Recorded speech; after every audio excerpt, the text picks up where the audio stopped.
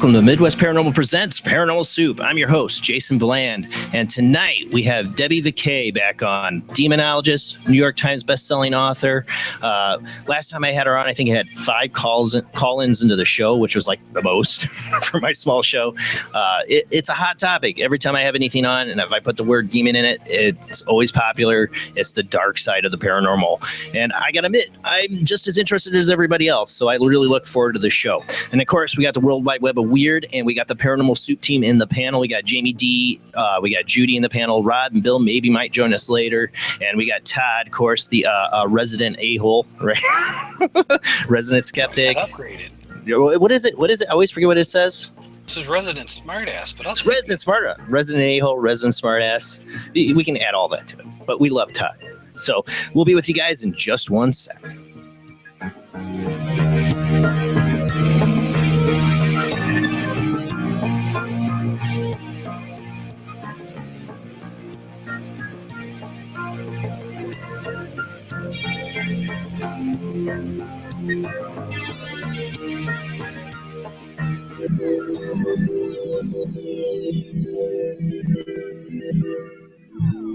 All right, welcome to another night of Paranormal Soup, and I'm really happy to do this show again. I don't usually have a guest on this soon after I had him on because it was August. I had her on before, but it seemed like so many people were trying to find out stuff, and there was so much more we could have talked about that night that I pretty much booked her like the next week after. I think it was pretty much like a week or two after. I was like, okay, we're getting you down to come back on. And there's been other guests I should have done that with too at times. I feel like I just did not have. 2 hours goes by way faster than a lot of people think. At least for me it does. Maybe the audience is like, oh, this show takes forever. But all right, how you doing tonight, Debbie? I'm doing good, and you? Doing great. Tired myself trying to stay awake, drinking copious amounts of coffee. I'm going to get the screen here locked onto Jeff here. We're going to get the World Wide Web of Weird. And Debbie, feel free to jump in on anything in the World Wide Web of Weird. Okay, thanks. All right, here we go. If I can get my stuff to work right.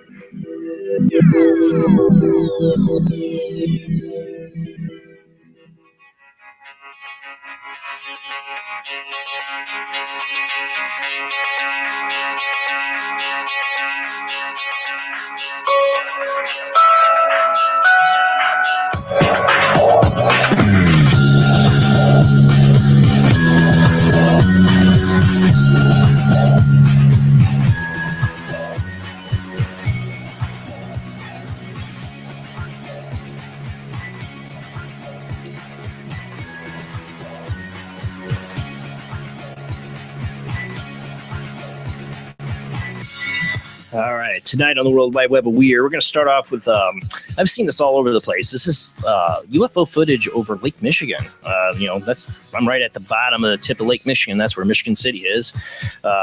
This was an interesting piece of footage from Lake Michigan. Shows a series of glowing orbs. You can find this article on Coast to Coast AM. Unsolved Mysteries has an article on it as well. Hovering in the night sky, leading some to suspect that it could be a cluster of UFOs. And I can't get my music to stop. There we go.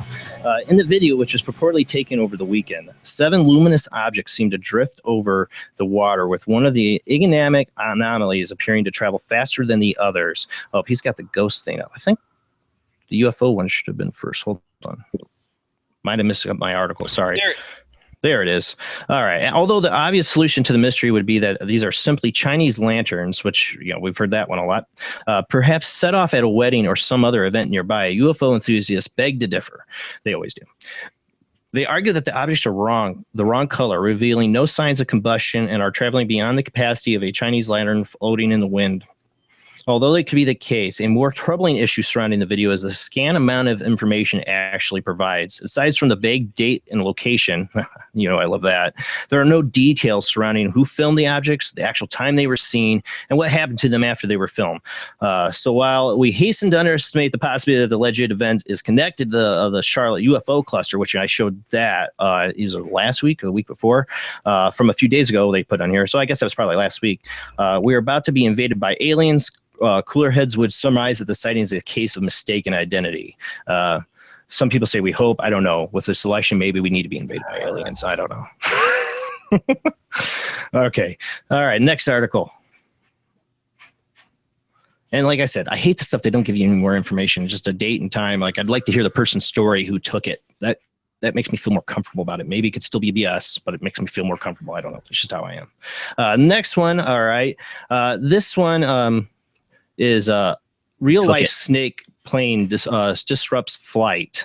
This is a large green reptile slithered. I think you got it on the ghost one somehow still. This is the snakes on the plane in reference. That's the ghost photo. Am I out of line with my articles?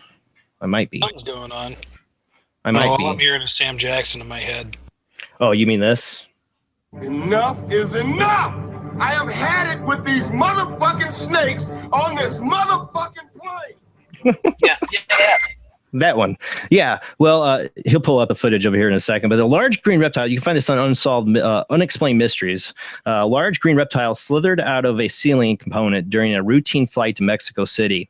In the cult classic movie Snakes on a Plane, Samuel L. Jackson has his work cut out for him when a plane he is traveling on is suddenly overcome by a dozen large and very dangerous snakes. You know, it took me forever to watch that film because if you don't know, yes, I have a phobia about snakes. I love Samuel L. Jackson. And I love the idea. I was like, I guess I'll watch a film that'll totally scare me. And as cheesy and stupid as it was, it still freaked me out. While this week is, and now it freaks me out more seeing this. While this week's is not quite as chaotic, passengers aboard Aero Mexico flight were still subjected to the frightening prospect of sharing the plane with a rather large reptile. I would be pissing myself. I would be like, there's nowhere safe. I would be like, I'd be worse. I'd be better off with a terrorist on the plane than the snake. That's a cute little guy. No, hell no. Airline staff moved quickly to clear a space as the snake, which had I'm sure they didn't have no problem clearing a space, which had somehow managed to end up inside the storage bins above the passenger seats, dangled down from the ceiling. Footage of the incident was since gone viral, can be viewed below. This is what you're watching now. Again, this is me. Enough is enough! I have had it with these motherfucking snakes on this motherfucking plane! Sorry if there's little ears listening, but this is a show about demons, so I don't think there should be little ears listening. That's the hint. Put the kids away. Put the kids to bed. Yep. You hear Samuel telling you? Okay. All right. Next up, this is the one that Jeff was pulling up. This is the Ghost Photobombs Paranormal Group. I don't really, they want to be photobombed, so it's a good thing. This was on Coast to Coast AM. This is on Unexplained Mysteries. This was on a lot of different stuff when it comes to ghost. A group photo taken. Oh, this was actually on Yahoo News, even actually. A group photo taken during a paranormal tour of a notorious haunted location in England may contain the face of a ghostly interloper as at the festivities. The eerie image was snapped at the beginning of a visit at a Newsham, what is that? Park Hospital in Liverpool by one of the guides from the group known as Haunted Happenings. Intending for it to be another group shot to showcase their work taking people to different haunted locales, one of the people on the tour that night was stunned when they saw the photo and noticed a face in the crowd. Amidst the tour participants appears to be the disembodied visage of a person that was not part of the group. The person who spotted the anomaly insists this was not simply a straggler that had wandered onto the group since the tour was the only party with access to the site that night. The potential ghost was conveniently appears in the center of the image as certainly intriguing as it distinctly resembles a woman's face. Well, it's definitely a woman's face. In response to the furor over the photo, the director of the Haunted Happenings, Phil Barron, says that it has not been altered in any way, and that he's mystified by what the anomaly might be. Provided he is telling the truth and the photo is not a clever marketing stunt. You know, these people do these tours and want people to think it's haunted. The only other possible suspect, aside from a ghost, is our old friend Light and Shadow playing tricks on us once again. And while that very well may be the case, the prosaic pareidolia answer in this instance is almost as unbelievable as the notion that a ghost decided to surprise an unsuspecting tour group. It's not pareidolia. It's not. There's a face there. I mean, now, is it superimposed? Is it a trick? It looks like, it doesn't look like a person. I don't believe the straggler. There's something not right compared to everybody else. Am I wrong on that, Todd? I would say, look directly below. There looks to be a secondary face directly below hers. Yeah, I see that. Now that could be pareidolia. I could see that called out as pareidolia, but that face circle with the circle around it is not pareidolia. That is clearly a face. That's somebody in their 60s, 70s. Yeah, that's clearly a face. I mean, so is it the real deal? I don't know. It's pretty incredible. If I was in a part of a ghost hunting team and got that in a photo, I would be jumping up and down in joy. Like, I've never got anything that cool ever. What'd you say, Rob? That's pretty clear. Yeah, it's definitely not parody. There's just no way. All right, we got another ghost one. This one I think I have from Coast to Coast AM as well. This is a ghost tosses a glass in English pub. Spooky security camera footage. This is really quick, so Jeff, you might play it and replay it again. Spooky security camera footage from a pub in England may have captured an ornery ghost attempting to get a bartender's attention. He's like, "Where's my damn drink?" The weird scene occurred at late Saturday evening at the New York Italian Kitchen in the English city of Wakefield. As a bartender and a patron are talking, a nearby glass suddenly comes tumbling off a tray with remarkable force. The strange event quickly put a stop to the conversation as they both looked over in amazement, wondering what just happened. And again, if anybody's listening just the audio version of this, because the last Debbie Viguie show should be, I still haven't heard from them back. Maybe they're not going to play me, but last time I knew I was going to be on the DNGN radio network. If you're listening to this on the DNGN radio network in the future, you can always check out these videos we're playing on the Paranormal Soup playlist, World Wide Web of Weird. Although the skeptical viewers will likely chalk this incident up to the glass simply slipping off the tray, perhaps because it was wet, the pub owner says that it's just one of the many ghost happenings to take place in the establishment. According to him, there have been multiple moments where glasses appear to be manipulated by some kind of supernatural force, including a whole tray of them inexplicably being knocked out of a waiter's hand. The pub's owner theorized that the emergence of the paranormal activity is due to a recent refurbishing at the building, which may have upset the spirits that once frequented the site. While that may not be the case, there's always a possibility that the glass was thrown by a recent arrival to the other side that hadn't realized yet it was wondering why they couldn't get a drink. And, you see these, I think I've showed a couple times of glasses being tossed in a bar or whatever. Why does it always have to be the English pubs? It seems to me they're old. They're old. I don't know. I mean, there's, you got to think. I've always said I have a thing about bars. I always feel, especially the more darker ones, but I feel any bar, like especially, one where it has like a lot of drinkers that are regularly there, like a lot of Norms from Cheers. Like there's something dark there. If there's any dark entities, like the hungry ghosts, they hang out at bars. And I think the ghosts or if you had an addiction, where are you going to go? A bar. And you want your damn drink and people aren't paying attention to you, So, all right. What else do I have? I thought I had, that was the last video. Yes, that was the last video. All right. So next up is articles. Did you want to bring up a book also? Oh, yeah. See, I will. Remind me after the World Wide Web of Weird, because I want to have my camera on for that. So hold on. But remind me at the end. Thank you. All right. This one is Unexplained Mysteries. Could robots force universal basic income? And there's 2 articles I'm reading about robots here. This is the first one.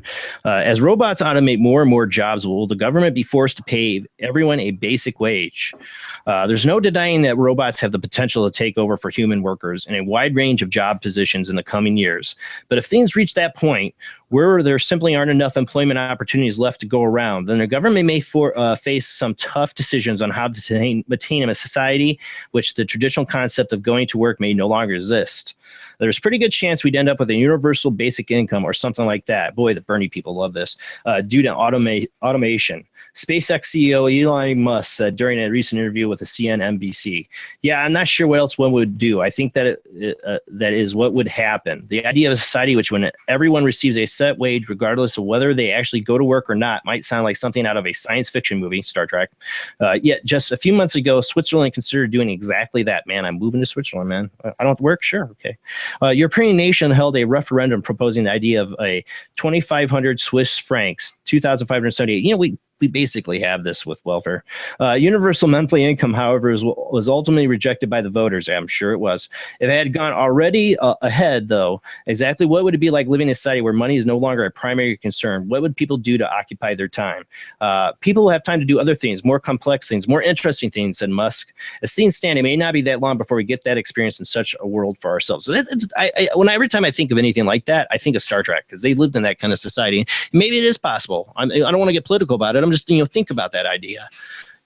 Are we ever going to live in a society if robots are doing everything, Are we going to live in a society where you basically can just pursue other dreams? I mean, I remember Picard in Star Trek. I know, I'm a geek. Had this kind of speech. What I think it was in First Contact. He, like, well, people are like, you don't have money. He's like, well, we pursue other things, other aspirations or dreams. Is that possible? I don't know. Well, I'm willing to be a test subject, and if Mr. Musk wants to set me up with like $3,000 a month as a living wage, I'm willing to test it for him. Yeah, me too. You go ahead for it, Jan. I'm all right to river. Oh, Judy, you're texting me, and you're. Okay, this next one is definitely not for little eyes at all. If Jeff is going to pull up this article, but it's definitely related. The first people to lose their jobs in the new robotic age is talking sex robots with warm genitals will be on the sale next year. Yeah. Did I send this one to you? I've heard about those. Maybe you did. I think you did. And I've been watching Westworld because I was a fan of the original movie. A big fan. I mean, Yul Brynner. I mean, he formed the Arnold Schwarzenegger Terminator. I love that. I love the new show. A trip to Westworld would cost you $40,000 a day, but next year you'll be able to simulate at least part of that experience for less than half that price because a new line on upsettingly realistic sex robots is going to hit the market. They might not have cowboy hats by default, but they do have warm genitals.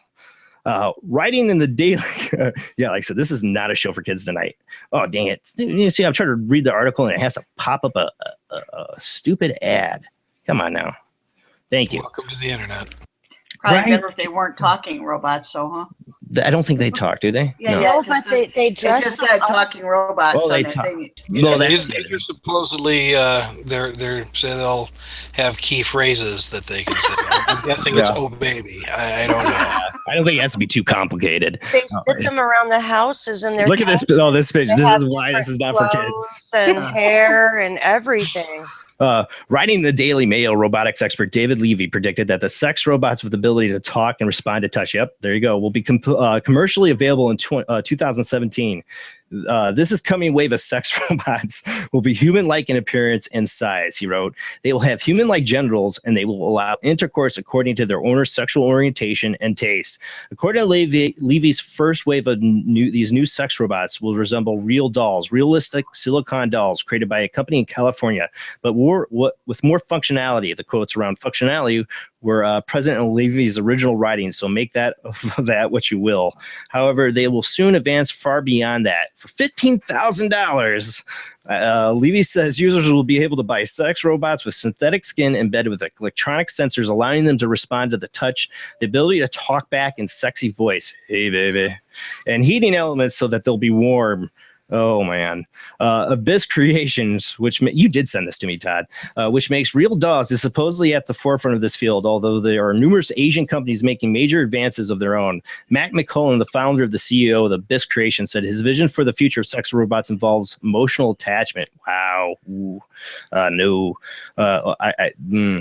Yeah, that's some psychological messed up stuff there. I want to have people actually develop an emotional attachment to not only the robot, but the actual character behind it, to develop some kind of love for this being. You remember when I had that guy on who made that robot of, who was it? From Avengers. I can't think of the actress's name. She's totally hot. They design everything from the eyelashes to the color of certain hair to fingernails. You customize this doll. Oh, like Scarlett Johansson. The guy made that robot of Scarlett Johansson. It was really disturbing. It really looked like her. And it's like, what are you doing with your Scarlett Johansson robot in the dark? You know, Jamie, you know way too much about this subject. Yeah. No comment there. I watched a documentary on it. I remember when I was a kid and staying up really late one night to watch on HBO with my cousin. He's like, dude, we just have to stay up to 3 a.m. and Real Sex will be on. You remember that HBO show? Oh my God. Remember that? And it was a guy on there with like this sex. It wasn't a robot, but it was like a sex doll. And he's like, like looking at it, like he was in love with that thing. He really, really was. And it disturbed me. It really disturbed me. Never underestimate the power of lonely people. Yeah. All right. Last thing up, since the Cubs won the World Series, where's my flying cars? I'm just saying, Where's my flying cars? Well, Airbus reveals, and this is unexplained mysteries, Airbus reveals self-driving flying taxis.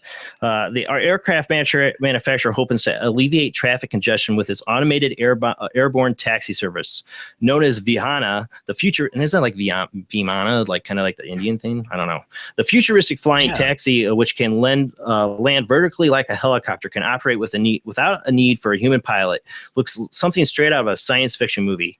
Members of the public looking to utilize the service will be able to simply book a flight and have the vehicle come and pick them up before flying there. You know, I've always said that if they were going to do the flying thing, people can't afford a flying car. The first way it's going to happen is going to be a taxi service. It's simply nobody can afford it. You couldn't afford the insurance on the damn thing, let alone afford it.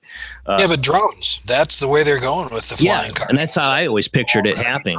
Actually, the flying car, it's being implemented in parts of Europe as an emergency vehicle because it can get close to skyscrapers where others can't. It's Muller's Sky Cars are doing that. That's incredible. I have no fear of heights. My wife would never get in one of these things. I would be like, sign me up. I want to do it. I don't know, just because I wanted to always live in the Jetsons world. The Airbus believes that deploying millions of these flying taxis could help alleviate problems of traffic congestion because they won't be competing in the same space as existing transport services. The company, however, has yet to address how it would get permission to run fleets of flying taxis over large cities or how it intends to keep passengers safe in the event of an accident. With the flight test scheduled to start at the end of next year, though, it looks as if the project, far from being a pie in the sky concept, might actually become a reality in the not too distant future. I know the end of the flying car there for a while was 9/11. You know, I think, every picture, I would fly my car. No. Nobody wants you flying around. Nobody wants me flying around. Nobody wants anybody flying around. And 9/11 was definitely like a definite, that it will never happen. But drone technology, like Tide said, that's where it's going. You're just going to type in your destination and or schedule it, and it's going to come pick you up. And I always thought, like I said, it's going to be these kind of taxi service. As soon as Jason gets a flying car, I'm putting a snake in it. No, be trapped up in the air with that thing. I will haunt you. Robot flying it.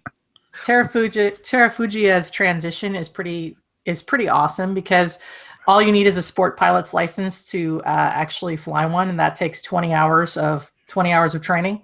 This thing is incredible because it will drive on the freeway and then will fly as well, and it actually unfolds, the wings unfold and everything, and it turns into a plane, and then it folds back up and turns into a car with the push of a button like a convertible. It is so cool. I've seen that one.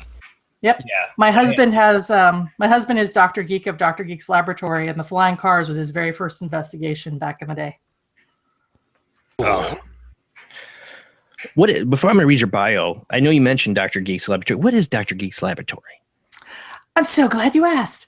It's a place where we actually explore how science comes from fiction. So we look at what we like in fiction and how it inspires actual science. And what my husband does is he interviews scientists on the cutting edge about bionics and robotics and different things like that, and finds out where we are and the kind of things that are going on and how people can get involved. We also have a fictional story that we wrap around the interviews. So it's the fiction. The fiction is the sugar that makes the science go down, is what we say.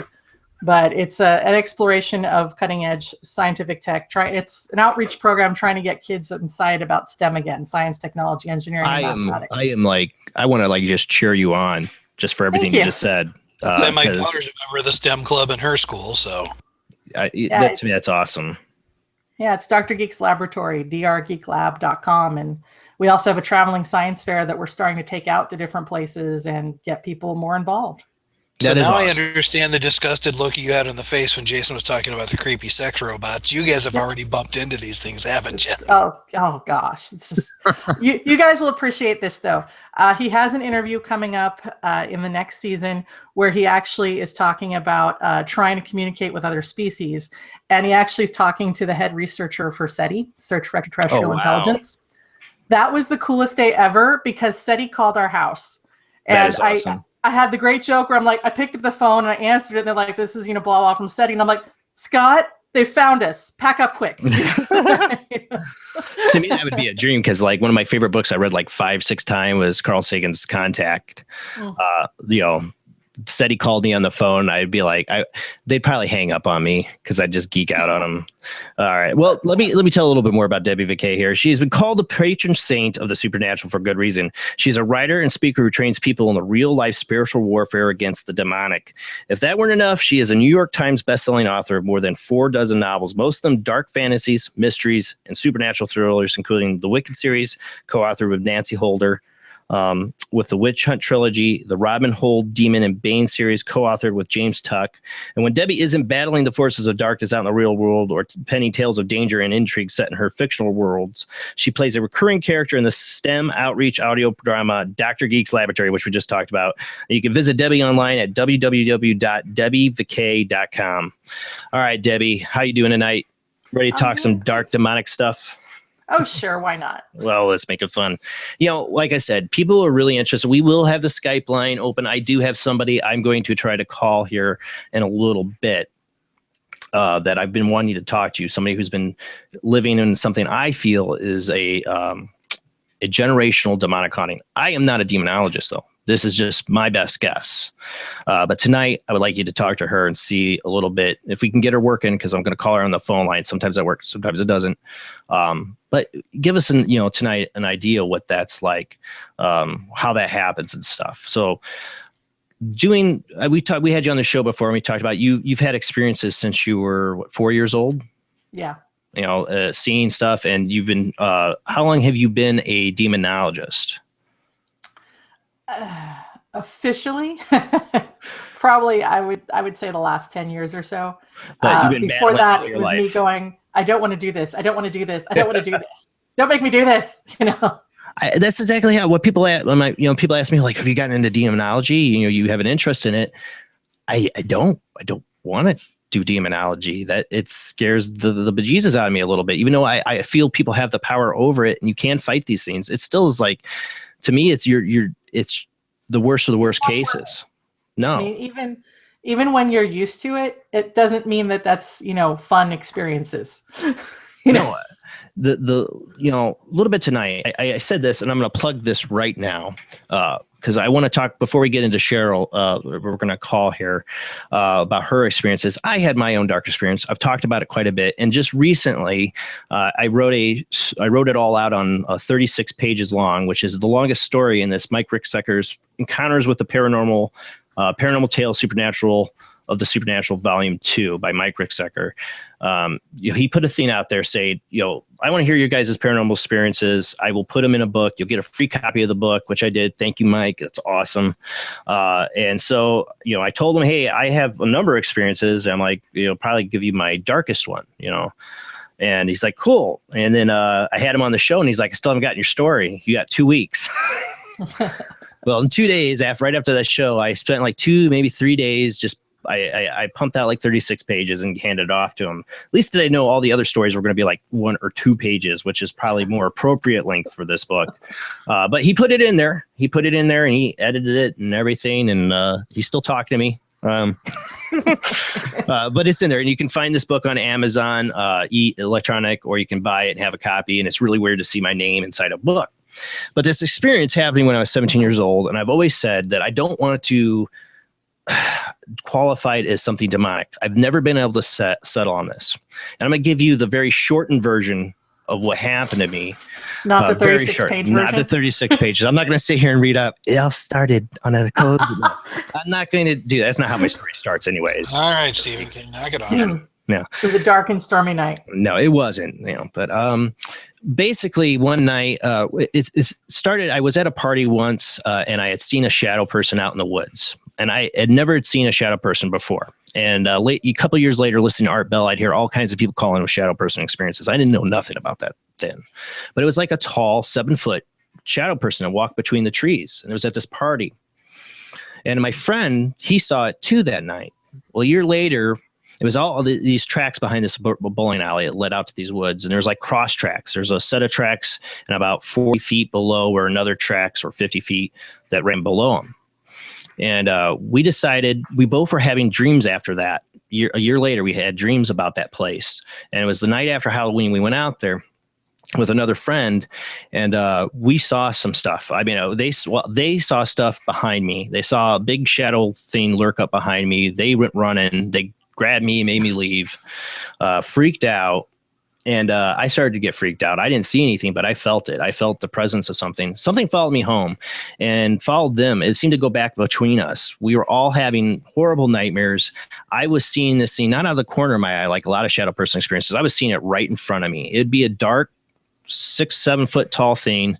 And it would like almost telepathically communicate to me. I know that sounds so cheesy, but I could hear it in my head. And it had this like wicked laugh when it would hover over me and I would be paralyzed in my head. It would show me things like my girlfriend breaking up with me.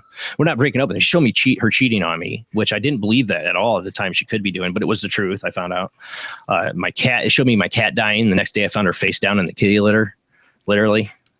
It showed me my bandmates talking behind my back. I didn't know, and then found out, yeah, they were, and they broke up with me. It was like everything, the screw up a stupid teenager's little life that he thinks is so important. And it pestered me for months. Like I couldn't sleep. It was every night. I feared going to sleep because how horrible this scene. It was trying to take me to my worst fear. Stuff I wouldn't put even in that short story. I didn't put in there. There's stuff I won't say that it showed me that it was just too hard, too to the core of my soul, who I am, attacking me. This thing really knew where to hurt. And it drove me to the point, I will admit, I was ready to kill myself. That's how I felt. One night, this has been going on about 4 months. It was after me again, and these terrorizing nightmares. I wake up from the nightmares, and this thing's really there in my room. I know I'm awake. And next thing you know, I'm lifted up to my ceiling, like just like whoop, up to the point where my nose is touching like the stucco kind of crap on my ceiling. And I'm freaking out, and it just throws me back down. I'm like, oh my God. And I still can't move. And I'm thinking, oh God, please God, I'm sorry. Save me. I don't know what I did. I'm sorry. Somebody save me. Anybody save me. I'm calling out like to anybody, any of my relatives have passed away. That's all I'm thinking. I can't move my mouth. It's all in my head. I'm just screaming and trying to fight the scene. It picks me up again and then slams me down. And I feel myself shaking on the bed, but I can't move. And then it does again, lifts me up in the air. And right as I'm going up in the air, there was like this flash of light. And this thing's laughs. I mean, it was literally laughing in my head. Like it's this horrible. Like you imagine the Joker laughing, kind of, like the really like crazy. Better than the Joker and Suicide Squad's laugh. Mark Hamill Joker. Mark Hamill. Thank you. Perfect. Best Joker there is. Vocals. Throws me down. I just land. I don't think it threw me down at that point. I was let go. I saw, for a split second, this old gentleman in my room with glasses and suspenders, and only thing I can think of is it's one of my relatives. I didn't know if it was, I'm not even sure which one it is. I always thought it might have been my great grandfather on my mom's side, her grandfather. But it could have been, I've seen pictures. It's hard. It was so quick. I've never been sure. It was somebody. I felt a warm presence, like a warm, loving presence, and it was gone. It never bothered. It never came back. Now, not never. There's 2 other instances in my life where I felt its presence. One time we were driving around a bend, and what I left out of this story is right before all that it ended, I had found out from my best friend who was going through this too. His father chewed me and him out when he found out we went out to this place, because the night we were out there, when because his son he was so distraught, he broke down to his father. The night we were out there, his father was at this bar, and he was just sitting there having a drink, and this guy comes, sits up next to him, somebody he recognized like in town, and always had like this jukebox, this old, like kind of like not homeless, but kind of like somebody who talks himself, kind of crazy guy. And for some reason, his father turned to him and goes, remember those 3 kids that were killed out behind suburban lanes 30 years ago? And the guy turns to him and goes, yeah, the one was my daughter. Oh. And he didn't know why he said it. He flipped out, bought the guy a drink, said sorry, and left. And then when his son comes to him, tells him that same night we were out at those tracks, and now we're being tormented. His dad flipped out. He called me over to the house to talk to me, and found that I didn't know anybody died out there.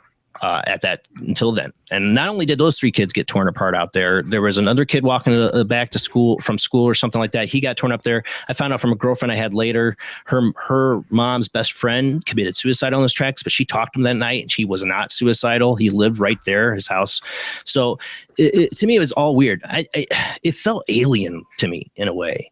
Like it didn't feel like it was, any way of spirit of a person. It felt totally unnatural when it was around me. I remember being outside and seeing this thing walk right up to me while I was having a cigarette, sneaking outside to have a smoke like an idiot. And I remember this thing walking right up to me. Just like, you ain't going to do nothing.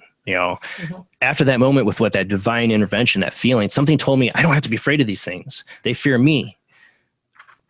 I was driving down this road with my wife. She's driving. We're sitting there. This is a few years later, more than a few years later. And this spot's another spot where horrible tragedy happened. A number of people had died on this curve. And right when we hit this curve, I see the shadow person down the end of the road. It's the same tall 7-foot figure. You can't miss him. There's a little bit of light from this bar. And I can see it's just blocking it out. And this little shadow, the tall shadow person looks little because he's down the road. Bends down and looks at me as we're coming down. I'm about to say something, and next thing you know, all the lights went black. Like my wife couldn't see, I couldn't see. I actually was seeing purple in my vision. It's like somebody turned the lights out in the world. Both of us were blind, and this is a spot where people have died on that curve in an accident. And my wife screamed, and it was over. And then lights were back. We could see. She's like, "What the hell just happened?" And it all happened when I saw that guy. That 7. People talk about Hat Man.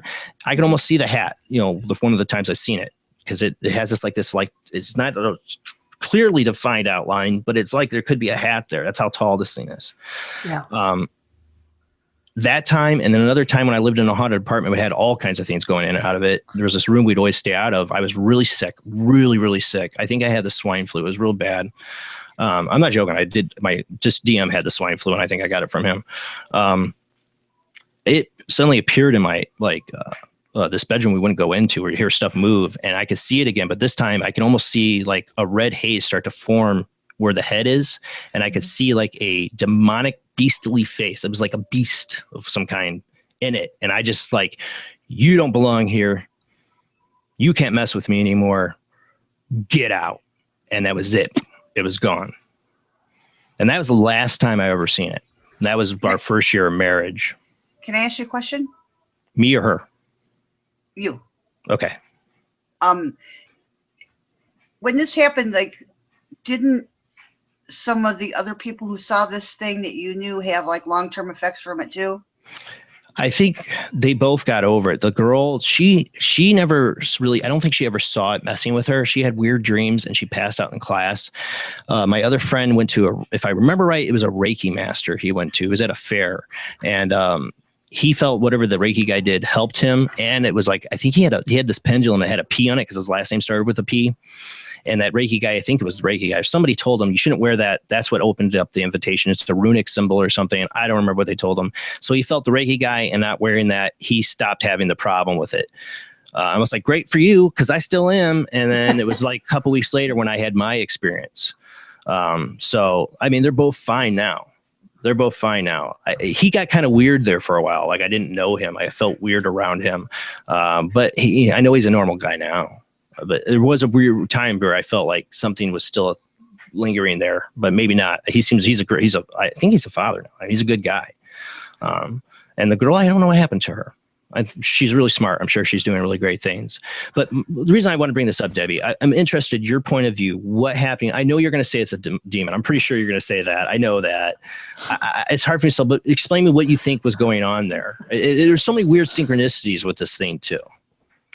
Yeah, it definitely, sorry to be so predictable, but it definitely sounds demonic to me, because I can see that. I understand. The tormenting, the fact that it drove you to practically commit suicide, that's a very strong hallmark of that kind of activity. Also, the tormented dreams, the nightmares and things, that is a classic demon move, because it's one of the easiest things that they can do that can cause the most disruption in your life. Oh yeah. Because I've been insomniac ever since. Yeah. Oh, I'm sorry. Not only does it, not only is it disturbing and awful when it happens, but it disrupts your sleep. And the more it disrupts your sleep, the less clearly you're thinking, and the more it can mess with you while you're awake, and your defenses just keep going down and down and down. Yeah, definitely. You know? So the nightmare ones, I mean, these are all pretty classic kind of. Your story has all the classic elements, you know, the thing that you could see, the thing that threw you up and down, you know. I've heard all of that before. What about one of the things too? One of the things that happened, it feels like it messes with my memory a little bit on this. There's one time I also woke up with and I don't know if it was during this time period because I was so out of it, but I woke up, and my mom remembers this. I woke up with and I don't know if it happened during this time, but I woke up with this perfect circle on my cheek. It was like somebody took a cigarette and just burned it right in my cheek. And I remember waking up and there's like this clear pus gel. It was like totally perfectly clear. I'm like, what is this on my face? I wipe away and there's this perfect red circle. That is odd. I think that when it happened was the first time I saw it out in the woods before I really ever got tormented from it by later. It happened between that year before I went out there again. Mm-hmm. And I always felt that could be related because I never could explain what that was or what happened to me. Could be like it marked you. That's what I wondered. Usually, I'm not discounting it as a possibility, but usually if something's going to do something like that, it's going to be either pretty clearly a puncture wound, like a bite, or a scratch. But when you're saying there was like a pus-like substance on it that fast, that's suspicious because the thing about scratches and bites from demons is they infect like lightning fast. You have to be on those or you're going to be in surgery. You know? Really? Yeah. I got bitten by a demon while I had the flu and didn't realize what had happened really until the next day. And by that point, you know, my leg was 3 times the size it should be. And it took, I finally ultimately had to have surgery to have it all cleaned out. Oh my God. It was awful. You know, I had surgery on my birthday too. It was kind of a special kind of screw you, you know? Oh, jeez. Happy birthday to me on morphine. Thanks for that one. You know, I appreciate that. Hey, at least you got good drugs, right? Exactly. There you go. May I ask, what did the doctors say? How did you explain something like that to them when you have to go in for things like that? Yeah, like they looked at them like, what happened to you? And I'm like, I think something bit me. Something? Yeah. They're like a spider? And I'm like, I don't know. I just something, and then I found that. And they're like, oh, you know. That's the only thing I can ever explain what happened to me is this perfect circle. I'm like, maybe a spider in the middle of the night bit me on the cheek. That's the only thing in my logical mind goes. But I've never seen a spider bite like that. It was perfect circle, and it scabbed over as a perfect circle, and it went away in a few months. So weird. There's a question out of the chat room, and I'm sure the answer is there is no answer. But the question was, how do the demons mark people? How do they pick who they're going to go after? Oh, that's actually pretty easy. They go after whoever they think they can screw with and cause damage in that person's life, their family's life, or someone else's. Oftentimes, you know, if you're just going along living your life and not necessarily doing anything for the betterment of mankind, you know, your neighbor or anybody else, 9 times out of 10 you're never going to even get touched, because why bother? They go after people who are actually actively trying to help other people, even if it's only one other person. And the more you're trying to help other people, the more you will get attacked. So this is why you'll start to hear about people who have different types of ministries or who are healers who end up getting just harassed continuously.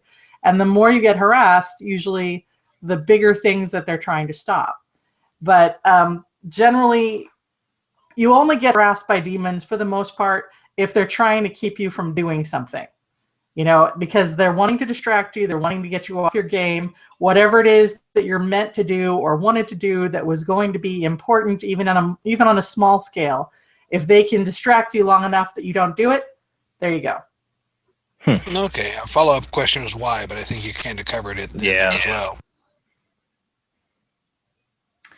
Yeah, it's like I said, the goal is to keep light out of the world, you know. And if if you're trying to be helpful in any way, there's a possibility you're going to get attacked. Well, for me, I don't think they were trying to stop me because I was helpful to anybody. I think they stopped me because I was a punk teenager that challenged it and gave it an open invitation. I think it stopped you, tried to kill you because of what you might do in the future.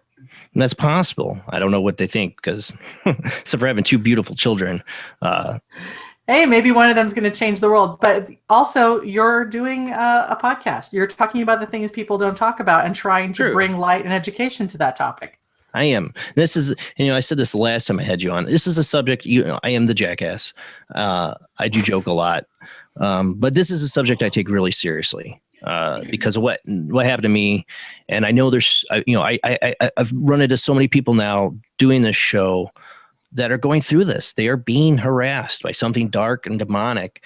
A lot of times as investigators, I know for us, I've had people go, this is demonic or whatever.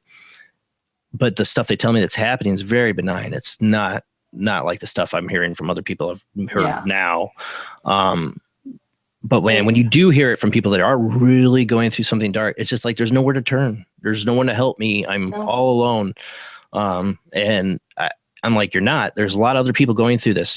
These people, it's hard to talk to anybody. They're going to think you're crazy to talk about the stuff, was happening. I couldn't talk to anybody. I went to a psychologist and he's like, so what's been troubling you when I was 17, because my mom knew I was at my brink and I couldn't tell her. And I remember sitting in the psychologist, I'm like, why am I here? I can't tell this guy any of this. And I didn't. Lock me up. Yeah, that's what I thought, Well, the thing is the people, sorry, go ahead. I was going to say what's actually very surprising is far more people have had an experience than you would think. Oh, I agree. Most people think that 1% of 1% of the population has had this problem. When I actually talk to people, I'd say at least 30% of the population has had I would agree with that wholeheartedly. Especially if not higher. Since doing this show, I'm not a big show, but I've met people. All of a sudden people will, people that you've known for when I finally said, this is it, this is what I'm doing, and I put a book out and I started letting people that I knew know. I'm like, by the way, what you don't know about me, and it's going to become very public in the next 3 weeks, is X. And they go, can you explain what happened to me, blah, blah, blah, blah, blah. And suddenly this experience that they've never told anybody in their entire life, they've known me for 20 years. I never knew it. They're pouring it out. And I'm like, this is happening to everyone. And even sometimes people get harassed and it might not even be about them. When I do bigger things, when I do something that I know is significant, I always kind of send a watch out to my closest friends because I'm like, just heads up. I just am doing this. And, if you're getting flack from it, I apologize, but, let me know if you can't handle it on your own, because they'll also go after family and friends just to get kind of back at me, as kind of revenge. So I have Debbie, you get harassed a lot more since you do this kind of stuff. That's a great question. That's hard to answer actually, because I've been harassed my entire life a lot. And while on some levels it has become it's much more obvious when I'm helping somebody that there's going to be, an escalation. For most people, it's clear cut. For me, it's pretty much been constant because, there's been periods in my life where I wasn't talking to anyone, I wasn't telling anyone, I wasn't trying to help anyone, but I would get attacked in some way every single day for 3 years. I just wondered if they attack you or harass you less now that you more or less empowered yourself against them by understanding what they're doing. They harass me less in different areas. Because once you understand the way they attack and you can get over your fear or get over how it's affecting you, then they stop doing it. I reached the point where if I got scratched or bitten, I just start laughing hysterically, even when it wasn't funny, because I'm like, whatever. Okay, great. So I have to go get a Band-Aid now, and some Neosporin, and I still have my entire arm. So well done on you, And at that point, I didn't get scratched again for a year and a half. I got scratched again recently, and I'm still not sure why. It was really random. I think it was just more of a random attack. But they stopped doing that specifically because they knew it didn't bother me. It didn't make to the point where I would get upset and I would focus on it. Instead, I'd be like, you know, I got really good. I got really fast with the Neosporin and Band-Aids, which I carry with me, and alcohol swabs and everything else. And I'm like, scratched, bitten, 30 seconds done. Keep going. You know? Yeah, I've been scratched quite a few times, but I never even ever considered the fact it might be demonic. I mean, is it true that just nasty spirits can do that too? Just nasty tempered spirits? I mean, how do you know you're being scratched by a demon or just a nasty ghost? See, I've never been scratched by a ghost, but then again, I've met thousands of demons and I've only met 3 ghosts. I remember you said that last time. How would you know the difference? I mean, if you're being scratched by a ghost or a demon, if it wasn't one of those 3, it was a ghost. Yeah, if it was one of the 3, it was the ghost. But you know, I mean, you know, any person like me or any other person, how would you know? I would say you'll know if it swells and itches really badly, like there's toxins in it. It's like a cat scratch. Yes, exactly, like a cat scratch. It will itch like the devil. Mm-hmm. I know every time I've gotten it happen, it felt like I was stung by a bee or burned or something. But it didn't last long. Well, which is nice. But also what I would say is when in doubt, you know, make sure you're cleaning and disinfecting just in case. Yeah. Because you don't know. I want to bring something up to keep it in Debbie's brain. The last time you were on, we tried to get you to go look at those tunnel openings over Switzerland. Oh, yeah. That's right. I wondered if you got a chance to look at those because I was going to see what you had to say later on. I totally forgot. I'm sorry. Your homework. We had a 15 points from Gryffindor. Jeez. Send me a link. Jason, if I have to go and find it myself, you know. I'll get her a link, but she's not gonna be able to watch it right now. But yeah, we had Dina Ray on before, who was a conspiracy theorist and all that, and we were like, "Oh, you haven't seen that video?" Like she was one. I was like, I couldn't believe she hadn't seen it because it's basically like the satanic coming out party. It really is. You got to see this. You got to see this. I promise this. If Jason sends me a link, I will watch it within the next week, and I will message Jason and tell him what I think, so he can tell everybody. Your mind will be blown. You just got a book again. That's all.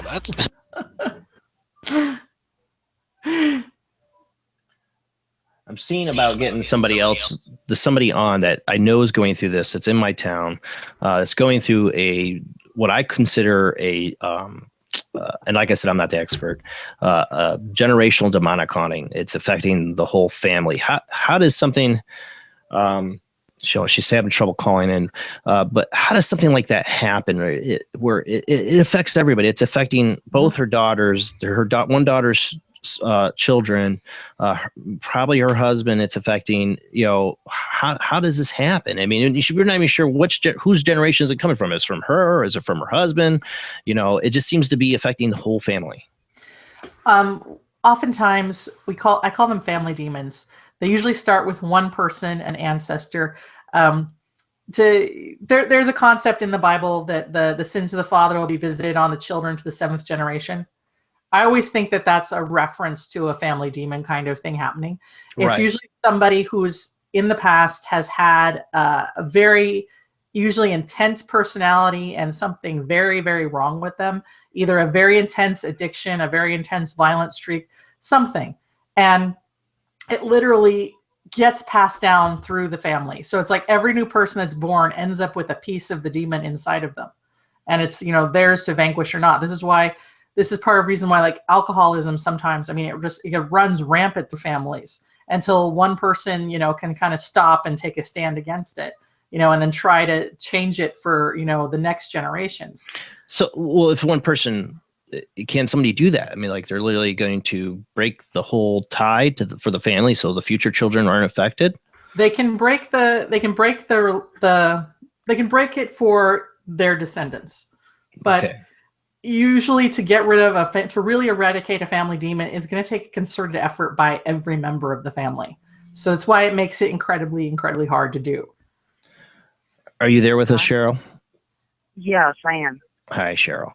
This is the person I was talking about. She's going through this. Hi, Cheryl. Hi. So Cheryl, give us just, I mean, I know you don't want to give too many details of what's going on, but just give her a gist of what's been happening in your family. Okay. I don't know. Early last year, I started seeing like shapes. And then my friend Judy had told me that they were called shadow people. I'd never seen them before. After a while, I just started ignoring it. And then this year, it started going after my two daughters. They each have their own home. It's really bad for my oldest daughter. Her bed shakes. She can't sleep at night. She'll see dawn come and still have to get up and go to work. God, I know that feeling. And, yeah, Jason, basically her story is almost exactly like yours. My bed would shake. I know that feeling. That's how it first started. It's like this like little like what's moving my bed? Like, and I lived near roads or anything. Yeah, I lived out like, you know, isolated with my parent. When I lived with my parents, but I know that feeling. It gives me the chills thinking about it. It's terrible, and it got to the point where she was suicidal, and luckily they did break down her door, and she was taken to the ER, and then she admitted herself into a ward. It's called Porterstruck. And, they put her on medication, but everything, of course, is still happening. So it's still happening to her after she got back. Oh, yeah. In fact, she thinks it was happening while she was there in the hospital. But then she put it down, well, maybe it's medicine. But her chair would shake in there, and, Yeah, I know the feeling. What is the what religious background does your family have? Pardon? What religious background does your family have? Myself, Presbyterian. Presbyterian? And my husband, nothing. All right, so you're a Presbyterian. What about your children? No. Of course we were baptized as children, and then my oldest one for communion. But that's it. They are not religious. But they were raised with the church. Oh yes. Okay. Of course, yes. Okay. I always ask because different types of demons attack people of different religions, so I want to make sure I'm giving you the right advice.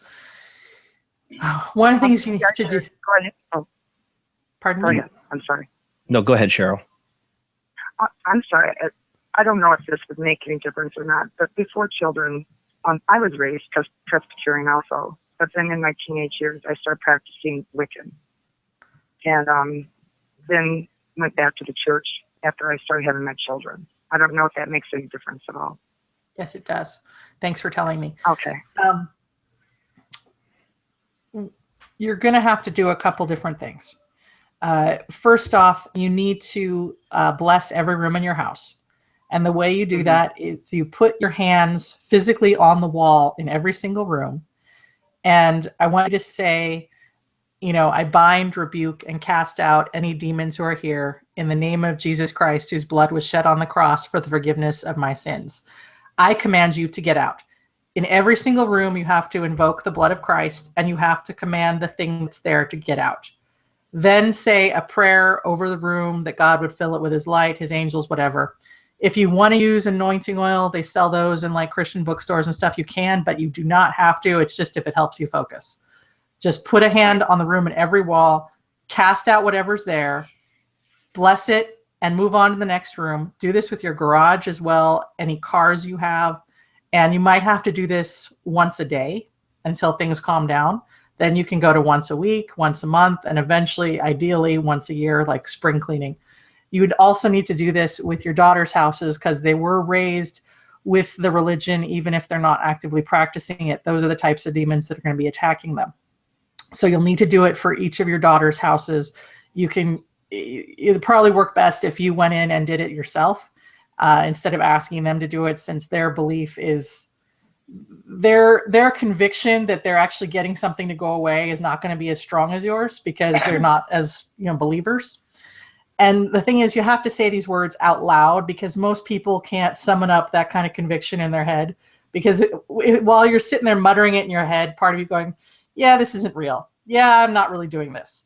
But if you sit there and you say it out loud, it becomes real to you. And then when it's real to you, it's real to the demons.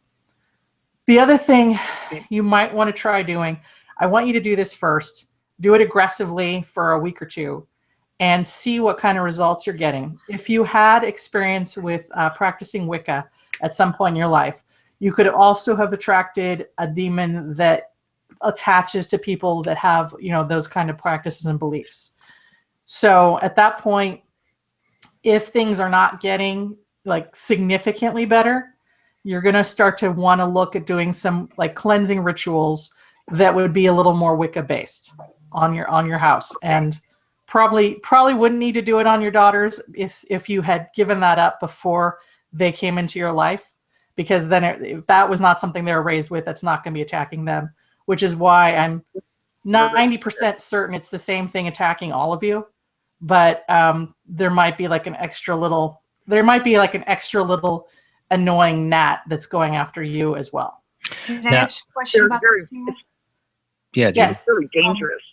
With Cheryl and I, both in our younger days, I mean, Cheryl's had a lot of paranormal stuff happen with her because I've been with her when a lot of it happened. I always blamed her for it all. You got something too, though. Yeah, true. Maybe I got that from Cheryl. But, does that make her more open to this stuff? I mean, she's been experiencing stuff since she was a kid. Yeah, I mean, nothing like this, but it makes her more aware. There are a lot of people who can deny quite a lot of crazy evidence that happens when they haven't had those experiences previously or not aware of those experiences. But because you guys have had those experiences, you recognize it and you're not as quick to discount it. I mean, we've seen things that even me now being an investigator for 10, 12 years still freak me out to think back on it, Oh, I believe it. And Cheryl and I together. Yeah. Oh, yeah. And the thing to remember is, Christ gives Christians power and authority over demons. They have no business messing with you, and you have every right to tell them to go to hell, And if you need to do it in very strongly worded ways, do. I have some friends whose spiritual gift is profanity in spiritual warfare. Spiritual gift, profanity. Cheryl, it is quite magnificent. Cheryl, I showed her in private message, when I got the picture of your grandson. I'm not going to show that on here, but thank you. No, I wouldn't do that. He's a minor for one. But there's this picture that I've seen, and Debbie's seen it now, of this child, and you see this white mist coming out of his mouth. Todd, I think I showed you. You saw this picture too. I think I showed you this one. No, not that I know. No, I don't know. I thought I asked you your opinion on it. It was months ago. There's also a face in there too that some people could see and some couldn't. There's a newer picture too, Cheryl. Now I haven't showed that to Debbie of it. What it looks like, something like a shadow figure behind the child. Mm-hmm. Yes. Yeah. Exactly. And you almost like on the back of one of my grandchildren. Yeah. I thought that was her daughter's back of her head, but when I look at it closer, no, it's not. That one I haven't showed to Debbie though. Yeah. The one thing, anybody getting advice from Debbie, actually follow it and follow through. Don't whip out halfway. If you want to deal with the situation, if you're asking the woman for the advice, follow the advice. Thank you. Of course, who wouldn't? Well, no, there's a reason why. Well, there's a reason why. There's a reason why. Because Debbie's belief, and I honestly support her on this belief, is that the best person to do this is you, not somebody else. Right. But that's hard. It is really hard when you're terrified. It's really hard to think, I'm going to go to battle with this thing that is terrorizing the living hell. It scares me to my core. And I'm going to go all, in a way, I hate to put it this way, exorcist on it.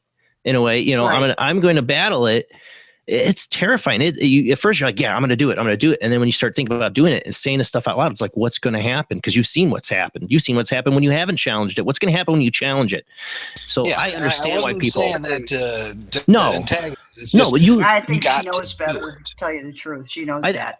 But I think Todd has a really great point. You should follow her advice. But I also have to point out why that is hard. It is hard. This is not an easy thing. It's not going to be simple. I've done some clearings with Goot, quite a few cleansings with him, and he always makes the homeowner do it. He'll be there with I believe in that too.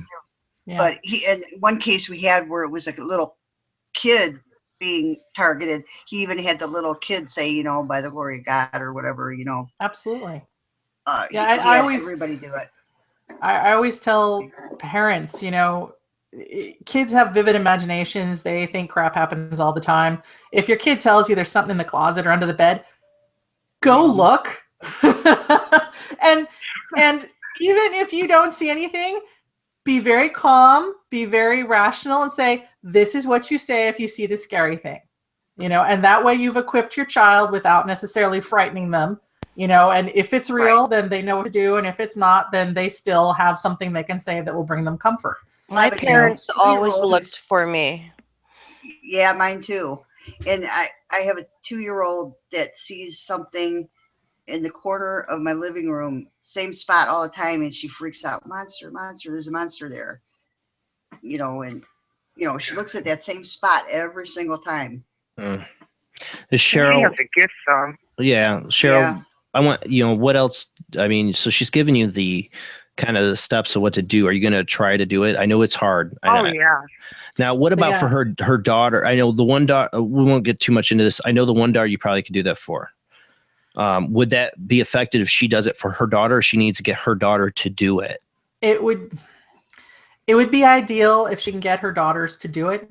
But until there is some acknowledgement of belief on her daughter's part, probably doing it in tandem is going to be the most effective. But if her daughters also see that this is actually helping, that might also help their belief in what's happening and the power that they have. But, I do tell people, you can do this for other people. You can do it. I've done it at 3 a.m, on the phone for somebody, 7 states away, and sit there going, can I go now? Are you okay? And it's usually, and I hang up the phone and try to pass out again. But eventually someone has to do it for themselves, because otherwise you can't be the one on the phone at 3 a.m. every single night for somebody who's not going to stand up for themselves. And for me, from my experience, I felt something divine interfered to save me, but in that instant, I swear that it happened. Something just switched over to me, and I knew I didn't have to be afraid of this thing anymore.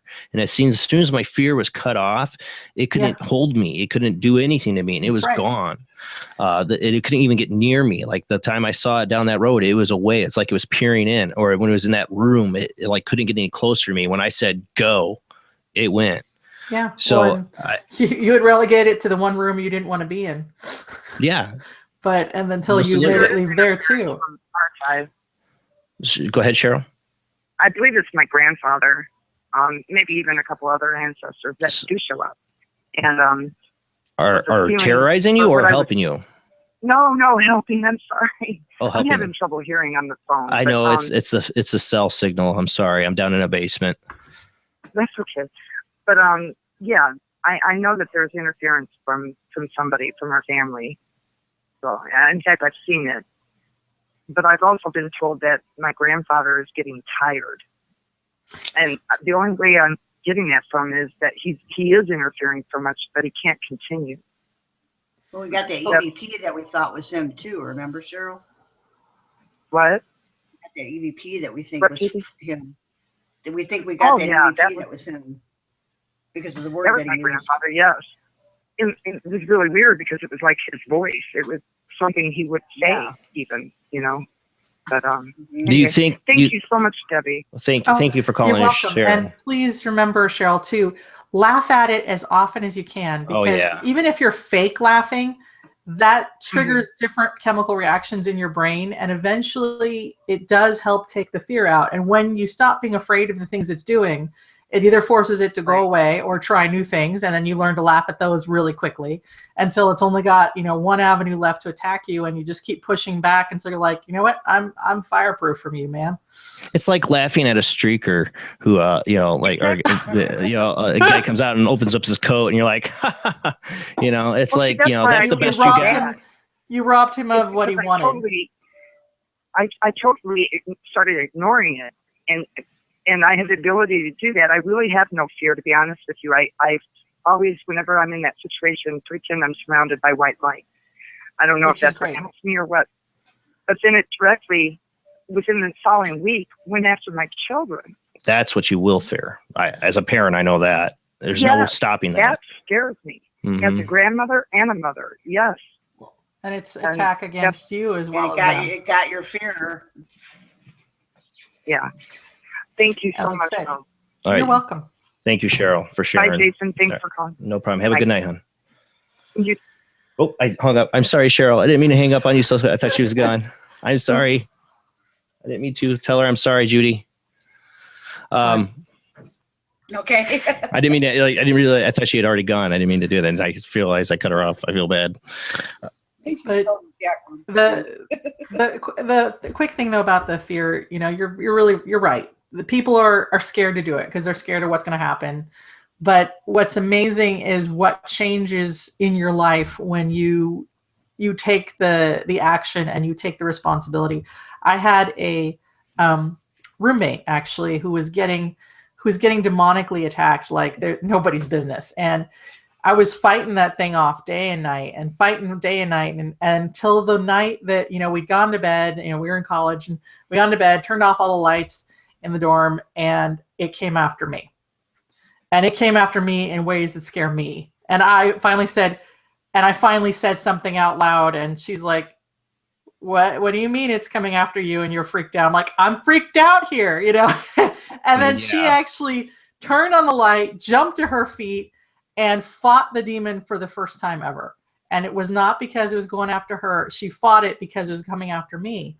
And I've always believed that even though the demon was trying to attack me because he knew I was what was standing between, you know, it and her, God knew that she would never stand up for herself if I kept fighting her battle. Right. You know? And that's what I think I learned from my experience is that you had to be the one, you know, you had to be the one to be I had that divine intervention, but I think it told me, you know, you're the one who has the power. Yeah. Yeah. And there have been people that I've helped that, you know, around, you know, day 10 or something, they get the tough love talk where I'm like, you know what, I'm not going to answer the phone next time you call at 3 a.m. because I want you to do it yourself. Debbie, the thing I've heard in the past on the subject is when there's a family involved, it needs to be a team effort. And you touched on it, but it needs to be everybody. It needs to be anybody being affected needs to go after this thing collectively as a group. It really does. And can be the hardest thing in the world because you'll either have a couple people who don't believe or a couple people who are too scared. And so that's why the demons that attack families, it's so insidious because it is hard to get everybody on the same page. We have Zachary on the line. How you doing tonight, Zachary?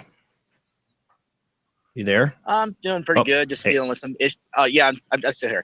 Having some issues with my technology tonight. Uh-oh. I hear Ahmed. Debbie, it's very nice to meet you, ma'am. I just have really two questions. In many of the cases, at least from what I've seen in the media and all that, is that when many people tend to have some kind of a demonic experience, sometimes when they ask for a name or something like that, there are some cases where a demon will refer to themselves as Lucifer or as Satan. Now, really, my question is, do demons do they sometimes, in your opinion, have some kind of like a collective or a legion kind of mindset? Really compare it to something, I really have to reference last week's episode of The Walking Dead, where don't spoil anything. I'm behind. Oh, don't worry, I won't. But anyway, Negan, the bad guy, he would ask his men, you know, he would say, "Who are you?" And they would respond by saying, "I am Negan." Do you sometimes think maybe demons have that kind of a mindset, or what's your opinion on that? If they're a fallen angel, they absolutely have this is me, I am the person, this is, kind of individualistic mindset. If it is a created demon who is created by either a fallen angel or a person, it tends to be a little more not self-aware, but it's not necessarily groupthink. It's not like a hive kind of thing. It's more like We Are Legion. Yeah, We Are Legion. I mean, that's a very famous example from the Bible, literally because the guy was being possessed by multiple demons, which can happen. I mean, the worst cases I've seen times when, for example, if a fallen angel actually shows up, which is incredibly rare, 99.999% of people who deal with demons will never meet a fallen angel. But when a fallen angel does show up, hundreds come with him. Hundreds of underlings come with him. And it's like a black storm that is just unbelievable. And still, it's not necessarily, you can say there are many there, but it's not, and they're obviously all being directed, but there's still a sense of the individualistic. And the older and stronger they get, the more self-aware and more sentient they become, as opposed to just being like cockroaches. Okay, I see exactly what you're saying. And I guess my second question that I have, and this is actually a personal experience that I did have. When I was 14 years old, I remember that I was on my father's computer at the time, and I was on a website that a 14-year-old should not be on. That's what I was thinking when you said that. Erase your web browser history. Anyway, well, it's okay. We got rid of the computer years ago. So anyway, okay. But anyway, then I instantly, from my parents' closet, I hear just this male voice just come out of the closet, and they're just berating me and they're poking fun at me. And that's when I shut off the computer, but it doesn't matter where I went in the house, I could still hear these voices. Wow. And I don't know why I did this, but I instantly just started turning on all the lights in my house, and I'd say, leave me alone, leave me alone. But then when I turn on all the lights, this voice would say, the light can't stop me, the light can't stop me, and it would just keep laughing. Oh. And then I instantly run into my bedroom, and I go into my bed and I just cover my ears, but I can still hear the voice just berating me the entire time, saying that the light can't stop me, until instantly I fall asleep. Would you see this as an instance of a demonic experience, or do you think maybe this was a negative spirit that was trying to pose as a demon to try to scare me? What would be your interpretation of that? Wow. I don't know. Waiting for the answer on that one, because that's great. It's awesome, Zach. Thank you. But wow. Did anything happen after you fell asleep? Did you have any weird dreams? Did you wake up in the morning? Was anything different? Was there any continuing activity? A few nights after that, I have a dream. I don't know what started it, but I was inside. There was a single light bulb that was shining a light, and I could hear this same voice. It was still talking to me, but I couldn't exactly understand what it was saying. And eventually, like in my dream, I said, go away, leave me alone. And then instantly shut off, and out of the darkness just appeared this entity. It also looked like No, do we lose him? He was breaking up. You still there, Zach? You're breaking. Can you hear me? Yep, still here. Okay, you're breaking up, so we're missing the end of that. Entity appeared out of the darkness. Yeah, we're losing you. It was just rocks, I guess you can describe it. Can you hear me now? Yeah, better. Okay, and so the entity appeared, and like I said, this looked like a running corpse. I heard corpse in there. I think something's trying to stop you from telling us. Exactly. Stop downloading things off of that website, Zach. But I was hearing a weird male darn it, you whisper in caught the me just kidding. background. I'm hearing something strange too. I know Jeff's trying to get, I think, Laura Lee on a line Yeah, he's somewhere. muted. But, He's muted. But I'm telling you, Zach, you're trying to talk. You're cutting out. and I I'm heard hearing a male corpse. voice, something there. That was him. But I'm hearing a Oh. weird male voice like whispering in there. You still there, Zach? Yeah, I'm still here. Can you hear me? Tape to go back and review. Yeah, I can hear you. So you said you saw like a corpse. That's what we could hear. Yeah, exactly. I had that experience once. So go ahead. I have. I'm sorry. So many snarky comments crowded my brain at the same time. I didn't want to let any of them out. Okay. Without hearing more, or it sounds like something a demon would do to mess with a person. Although if that's the only experience you've had, that's weird. Because normally if you had something that dramatic happen to you once, there'd be a tendency for something like that to happen again. Right. But it does, that kind of activity, what you're talking about, the voice following you, the taunting, even the weird thing in your dream and seeing something that looks like a decaying corpse or something that looks like a monster. All those are hallmarks of things that demons can and will do if they're trying to scare you or freak you out. So it certainly could be. Without more information, I'm not going to make 100% call on that, but it certainly sounds in my neighborhood to me. You still there, Zach? Okay. Yeah, I'm still there. That definitely answers my question. Thank you so much, Debbie. I greatly appreciate your insight into that.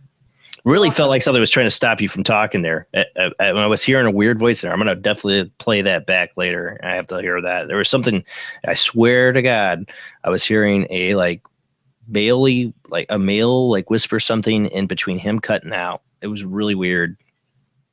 I don't know if anybody ever heard that or it was just on my end. It was really weird. I'd be interested to hear if you caught it. You're in trouble. Yeah. Well, thank you, Zach. All right. Thanks, have a good Zach. night, folks. All right. You too. You too. One of the things, that to me what's weird about that story that Zach just told is that he's 14, he's pubescent, looking at something online he's not supposed to. And this thing decides, this is my time to mess with this kid. What a horrible time to mess with a kid when he's like, he's like exploring his sexual horizons on the World Wide Web of sex. And I'm sorry, Zach, I bet that's what you were looking at. I'm sorry. I know 14-year-olds. I remember my cousin coming over my house, getting on the computer and looking at all that stuff. And then my mom going, why is there all these sites, Jason? I'm like, I did not get on that computer and do that. That was my cousin that was over here doing that. I know how to delete my browser history. Right. That was my thought on it. When I let all the bad stuff in as a kid, because I started young, but then when I was 13, we didn't really know what we were doing so much. And that's when, we were like all pubescent, whatever, and bad stuff happened. My mom made us clean it up. That sounded sorry. No, she was pissed. She just went a different direction. Yeah.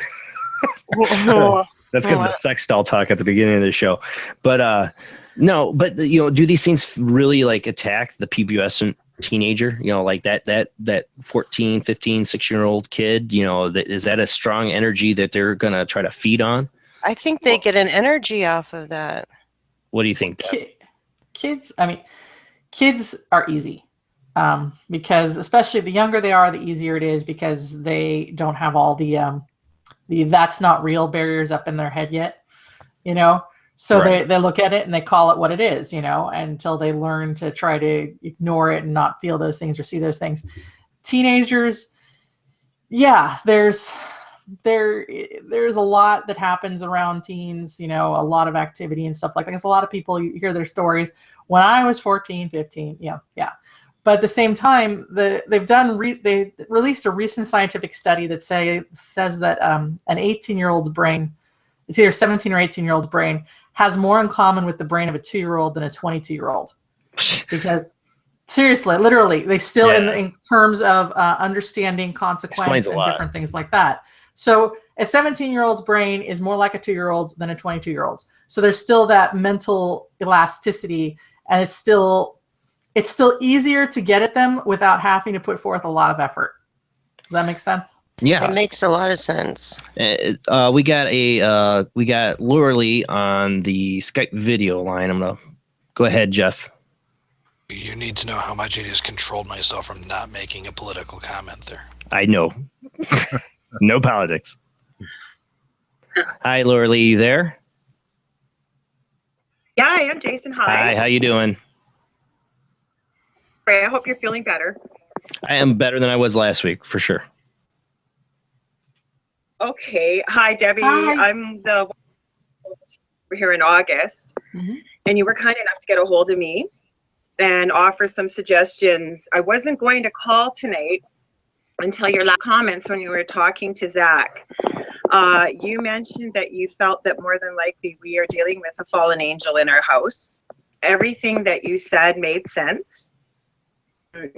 Your suggestions you had given me, and absolutely totally warranted, and I agree with this, that you wanted us, we needed basically 4 people to put hands on each of the walls, imagine the blood of Jesus Christ, and repeat the scripture you had mentioned, I think it was to Zach.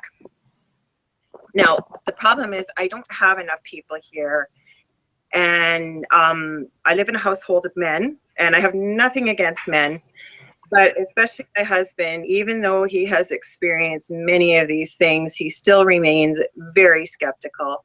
A lot worse things happened after I talked to you, but I will tell you what I decided to do was change I took your advice on laughing at most things that happen. I also agree with you. I don't get much sleep, and the more that I do, the more I'm able to see. I am not hallucinating, but now I laugh at it. I've been being touched a lot lately. The room I'm in right now is actually, I've got it kind of pointing towards where the biggest corner was with the activity. On top of it, I have got my husband to start setting up my business again.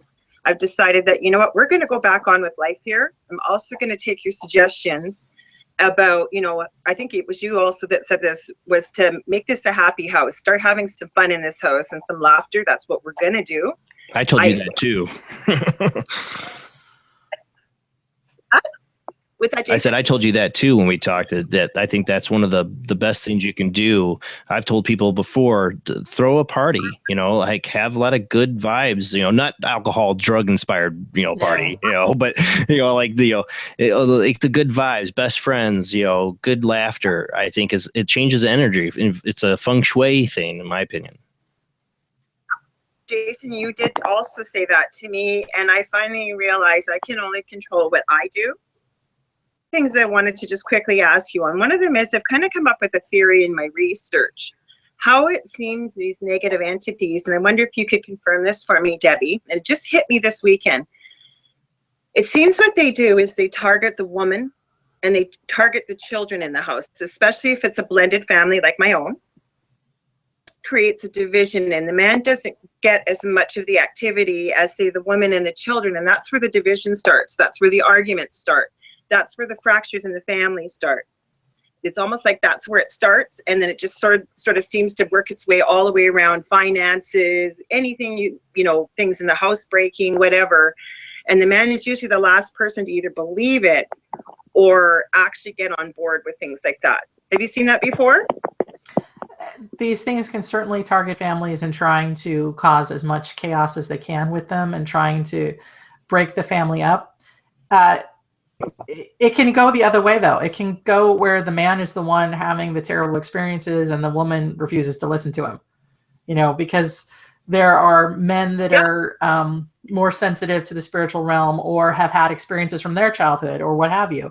So I don't think that it necessarily has to start with the woman. It can go either way, but children are usually the first to notice when stuff is happening. Oh, yeah.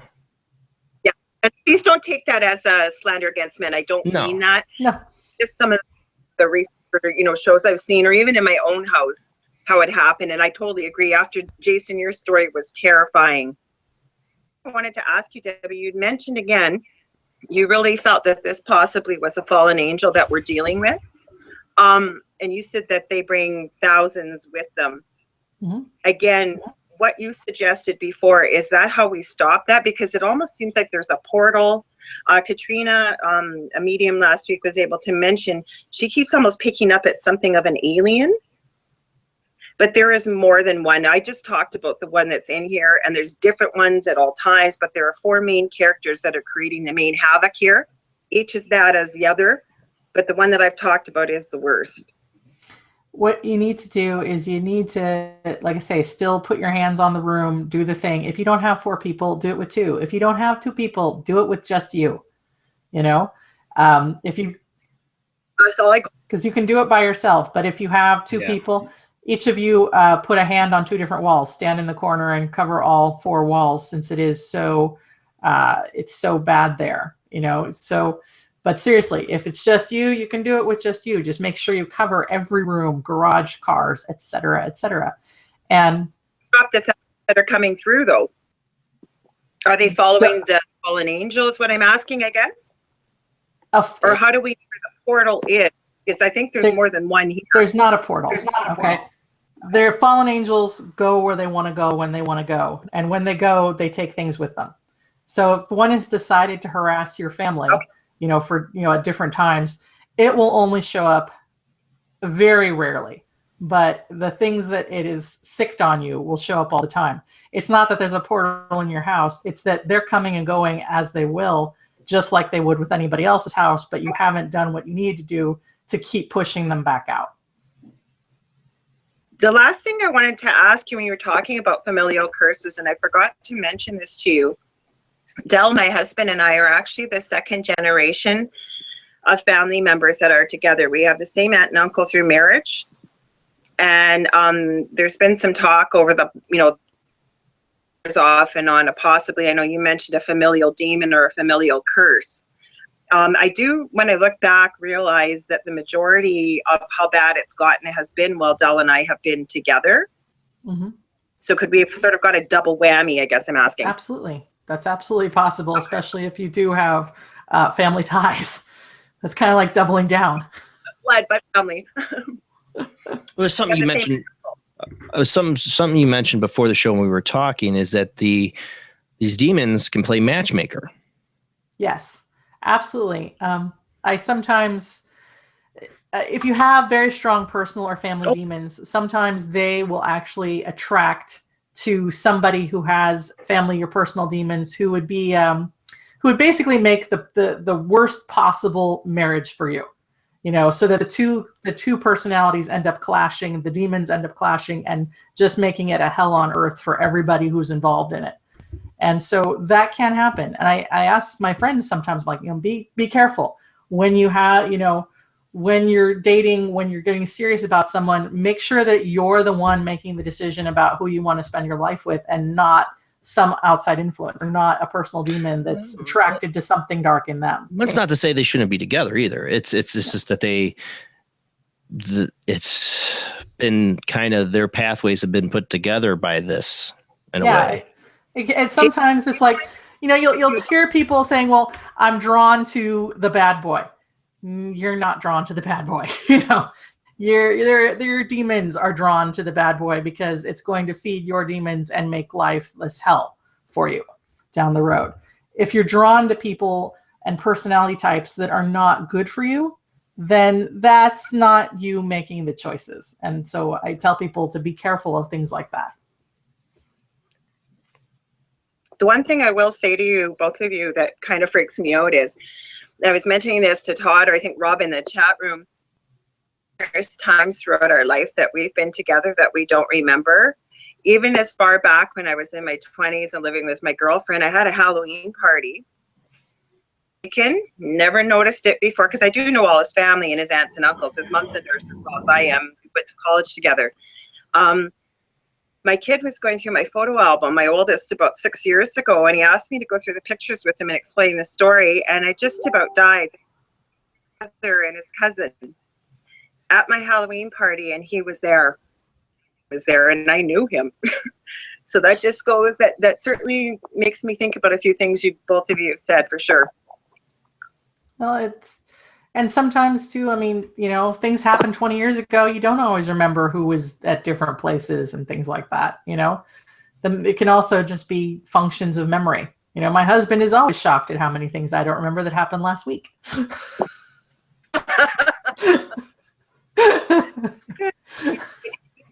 And I'm sorry. I do appreciate you getting a hold of me so quickly. And like I said, rather than getting upset with everybody not wanting to get involved in the house, I've decided I can only be responsible for myself.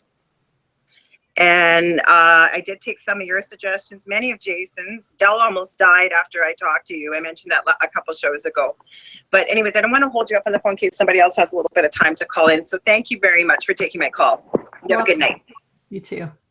Thank you, Laura Lee. One of the things I wanted to bring up, well, we're getting a little echo probably from him ending the call there. One of the things I wanted to bring up too, and I didn't get to last time, and I was like, dang it, that was one more thing, is have you seen, I've had, my World Wide Web of Weird segment, I've had a lot of stories about these schools, and I know there was Malaysia, there was South America, there was, there was Brazil, where were some of the other towns? There was just towns, these other countries where these kids were all freaking out over some demonic force. And some of the stories would start with that they were playing Charlie or playing with a Ouija board. And next thing, the whole school is seeing the Hat Man, like I talked about, or seeing a shadow figure in the school. And there's even evidence of a picture in a school, and the whole school shuts down and they bring in a priest and everything. There's a lot of those stories this year. Have you seen any of that or read up on any of that? Frankly, I haven't, but now I'm curious. We were talking about a few episodes ago how everything seems to be escalating on the whole demonic front. Right. Oh, things have been really bad this year, and in particular, the last 3 months. So, is that election related? No, I was going to ask. Is that the general sense of dismay throughout people on either side of this debate? I don't personally believe negative energy in this country. I personally don't believe it's election related, but there is something going on. Well, this wasn't even in America. This was in other countries that this was happening. South America, and pretty much the Philippines had it. It sounds like it's happening here too, from what Debbie's saying, though. Well, yeah, there's a lot more stuff happening. Everybody I know is something going on. I'm like, probably. But what's interesting is, and you look at some of these other countries, there is a lot more obvious evidence of the demonic because they don't try to suppress it so much, because a lot of times there is more of a stronger belief in some of these other countries, right, that these things are happening. What actually gives me a lot of personal hope was about 10 years ago, there was only 5 Catholic exorcists in America, and now there's 50. So we went from losing all of the Catholic exorcists in America to suddenly, building the ranks back up, which I think is actually kind of interesting. And I'm wondering how that happened. I wouldn't use the word interesting. I'd say scary as hell. Well, that too, But I also think it's a good thing that there's an acknowledgement that people need help, and that it's going to be easier for them, hopefully, to find a priest that can help them if they're Catholic, and so there's definitely more of an acknowledgement that this kind of thing is happening in the United States than there has been in the past. I have to. I was just thinking of this comment and how crazy things are getting. I'm thinking about it, and I swear I looked down in the chat, and my friend Sue in the chat room says exactly what I was thinking. Dogs and cats living together from Ghostbusters. Mass hysteria. And that's what I was thinking about. And I looked down, and she typed that. I swear to God, Sue, you're reading my mind. But it does seem like things have gotten not really crazy, and with these school epidemics, you got to look up some of these videos and some of these articles. You go look at any of my past World Wide Web of Weirds. There's a number of them where I've covered this. Okay, now we need somebody to do the fact check and time crunch. When did the train tunnel open compared to when all this started to escalate? Oh, this stuff was happening before the train tunnel even. I mean, I've been covering this here in the States or whatever. Well, yeah. But no, but it's so bad. They've shut down schools, and like they said, there's like even photographic evidence of this in the classroom. How does something get so powerful, crazy? It's affecting multiple, like a whole school, shuts down the whole school. Even teachers are seeing it. What is that? That's weird, because normally the demonic is not that obnoxious. Right. You know, it doesn't like to draw as much obvious attention to itself, because, you know, one of the greatest tricks, you know, Satan ever pulled was convincing people it didn't exist. And the more they operate, you know, in the dark with people not talking about it, the more damage usually they can inflict. So there must be something that the demons feel can be gained by causing this kind of mass hysteria. And it's probably that in these areas where it's happening, if that's really what's happening in these areas, that they're being able to subjugate more people with fear by something quick and flashy than if they actually, you know, went the more traditional routes. Well, there would be your perfect case for your fallen angel, where it's massive attack. It's like, here, let me see if I can actually paralyze these, you know, 200 people with terror, so that, you know, the next, you know, 2 years of their lives are hell, and I make 3 appearances and I'm done. You know, that's effective. I've seen video of these schools where they like all these girls are like it's like the Salem witch trials, but the 21st century. These kids are like girls like in convulsions on the floor. Like this, you can see the teachers like, I don't know what to do. You know, these kids are like all like convulsing and, you know, and going crazy. I've seen a couple of these videos, so it's really, it's frightening. You know, that if it's true. It also makes you wonder if there's some environmental factors at work that are causing some mass health issues, you know, or neurological damage. Well, so, yeah. I mean, sorry, I'm always. I'm right there with you. I'm always like, you know, demons are everywhere. Make sure you see your doctor and your psychologist first. Yes. No, like I'm right there with you. Sound advice. Poisoning. What, Jamie? Like a weird arsenic poisoning or radiation or something. There's something, you know, that's in the water supply, or that's or something, you know, leaching into the soil. I mean, Pokemon. Hey, it's pesticides. It's Pokemon. Oh gosh, we talked about that last time. No, I know. But I mean, I'll take a look at these videos because that's definitely fascinating. It's just, and I'm not discounting that it's demonic. It's just me neither. Odd that it's that obvious, because normally they don't. But if it is, then that's really concerning.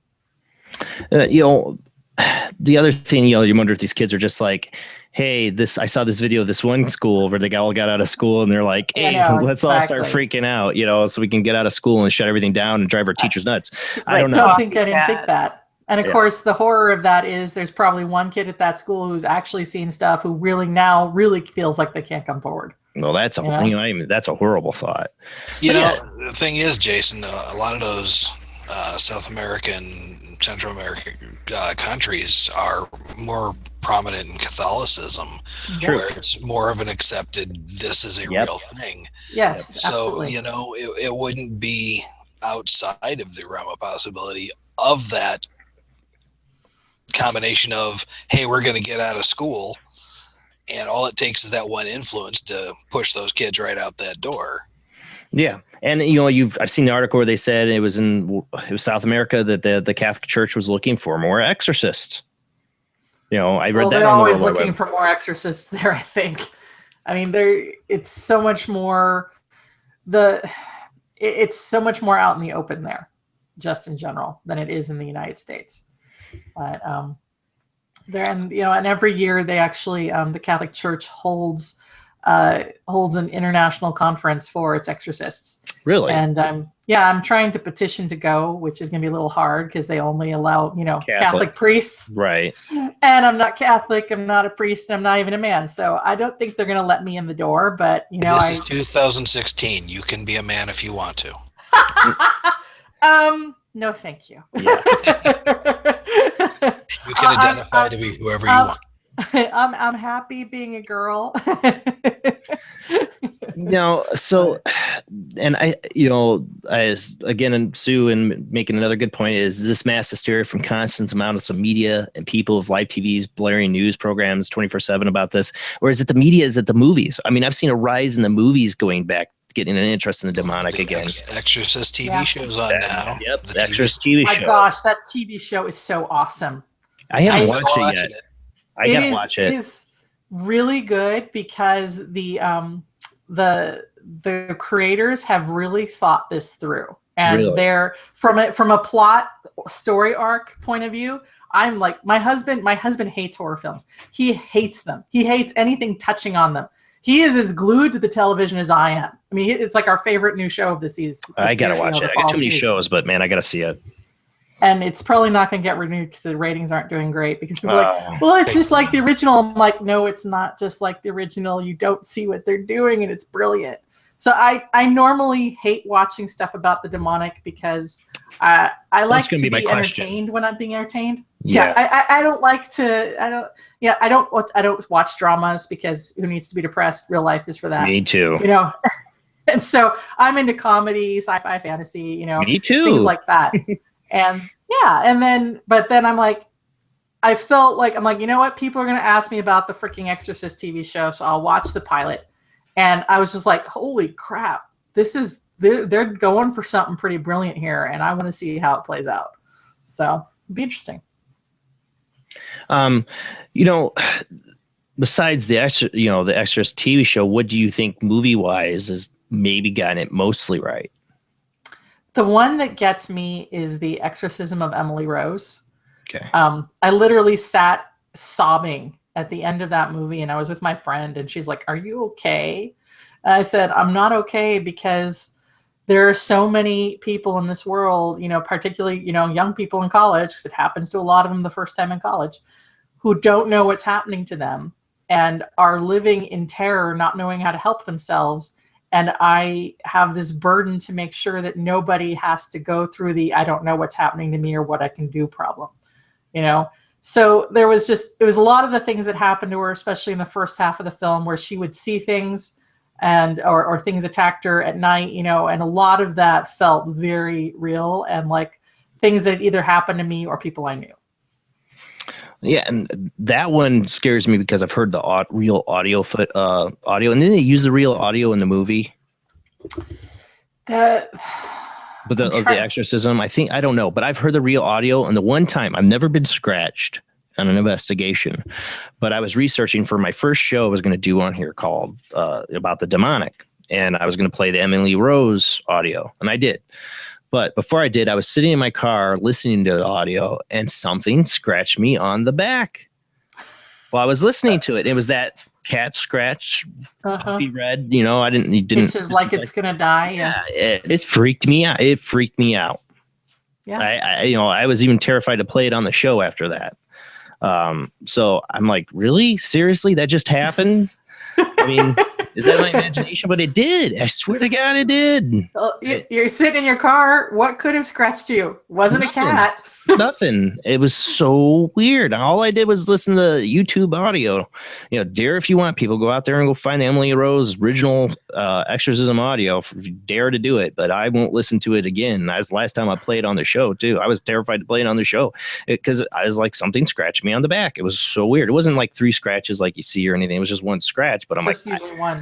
Yeah, and one is a lot more common than 3. Usually it's just a single scratch. I mean, I've gotten the 3 scratches, but the worst ones I've gotten have been a single scratch. Where you're just bleeding everywhere at that point.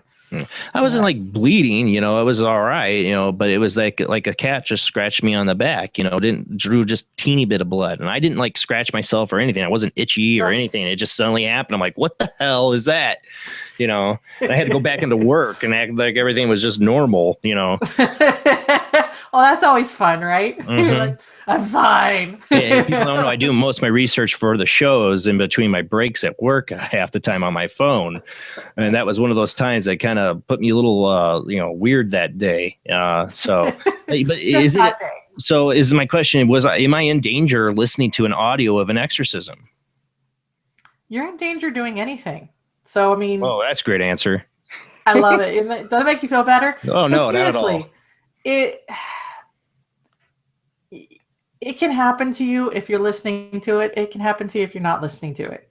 You know, even with me, I mean, most of the time I get attacked when I'm doing stuff or I'm about to do stuff to help people. Sometimes it is completely random. Walking out of a CVS was the last scratch I got. I walked out of the CVS. I walked right through the door, wham, right across, right, this big old scratch right across my arm. I'm like, I was going home to like sit on the couch and have some chips and watch a movie because I'm tired. Really, what was the point of this, So Where you just yelled jackass. Exactly. I'm like, thank you so much for that. And I'm like, no, take a deep breath. Remember, laugh at it because that's really pathetic, But seriously, so yeah, there are certain activities where you're more likely, they say speak of the devil and he will appear. If you're actually talking about the demonic and trying to have real conversations with people, things are more likely to happen because, for example, talking here, things are more likely to happen so that somebody who's thinking, I need to do this or I need to do that or that makes sense, will get scared and shut down and not want to talk about it or deal with it again. Debbie, every time. Since we're closing in on the end of the show, didn't want to cut you off, but can you run down the checklist? When these things are happening, you really need to talk to somebody. It's not just a ghost. It's not your imagination. The Debbie Viguie demonic checklist. Here we go. Yep. Yeah. If it throws you down the stairs. The top 10. Top 10. We're like on David Letterman. Okay, go ahead. If you start having really dark, negative thoughts that would be harmful to yourself or others that don't seem to be coming naturally from you. If you lose all interest in the things that you normally have pleasure in, if you or someone suddenly has much more violent reactions to the mention or even glimpse of anything religious, if you see shadows constantly moving out of the corner of your eyes and start to hear noises, including voices or things moving around, that's usually a bad sign, especially if it happens more than once. If you see things getting thrown, that's usually pretty bad. If you get scratched or bitten, unexpected puncture marks that, get inflamed really easily, or the scratches like we talked about, that is often demonic. If you get strangled while you're sleeping, that's demonic. Well, yeah. Yeah. If you keep trying to do something that you should do, it's going to be good for you. It's going to be good for your family. It's going to be good for other people. And it's something that you really feel strongly about. And yet somehow you keep either forgetting about it or getting distracted from it. And 6 months will go by and you go, oh my gosh, I can't believe I haven't done the thing. And the thing might be as big as writing a book. It might be as small as cleaning out a closet that you keep feeling icky about or whatever. If there's something that it's like you keep wanting to do it and then your mind keeps slipping off of it, like you can't focus on it and can't hold tight to it, that is probably demonic. Great. Your checklist is just really making me feel great about my life. That's what I think about writing the book. I'm sitting here going down, yeah. Hey, Todd did see a face in his window when he was taking a leak after one of the shows a few weeks ago. That's unpleasant. Yeah, it was more unpleasant after he saw it. There you go. If you see somebody with red glowing eyes, go the other direction. No, just a face. No problem there. Yeah, but that's what I saw with mine. It was the one time, the last time I saw it, it showed me the whole thing. It started out with the red eyes, and then it turned into a whole beastly face. So what happened to me? Yeah, I definitely think it could fit down the whole demonic checklist. It's just always been hard for me to fall down it because I'm a Gnostic. If somebody like me is a Gnostic, I've never been baptized, don't belong to a church. I don't believe. It's not that I don't believe in the spiritual world. I do. Like I said, I'm not an atheist, but I'm a Gnostic. What would be my route? I mean, for me, I felt some divine information in my own personal power. But is that it? I mean, I have no faith, no religion. Hang out in the bathroom the next time I'm peeing and see a face. You'll get baptized. No, exactly. I've been there. Are your parents religious? No, my mom is the closest thing is my mom's Buddhist in philosophy. But not like she's going to a Buddhist temple or anything. We have a couple times, but my dad is agnostic to almost atheist. Okay.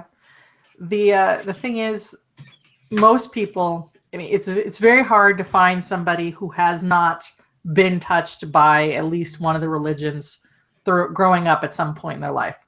You know, usually I would choose my own religion.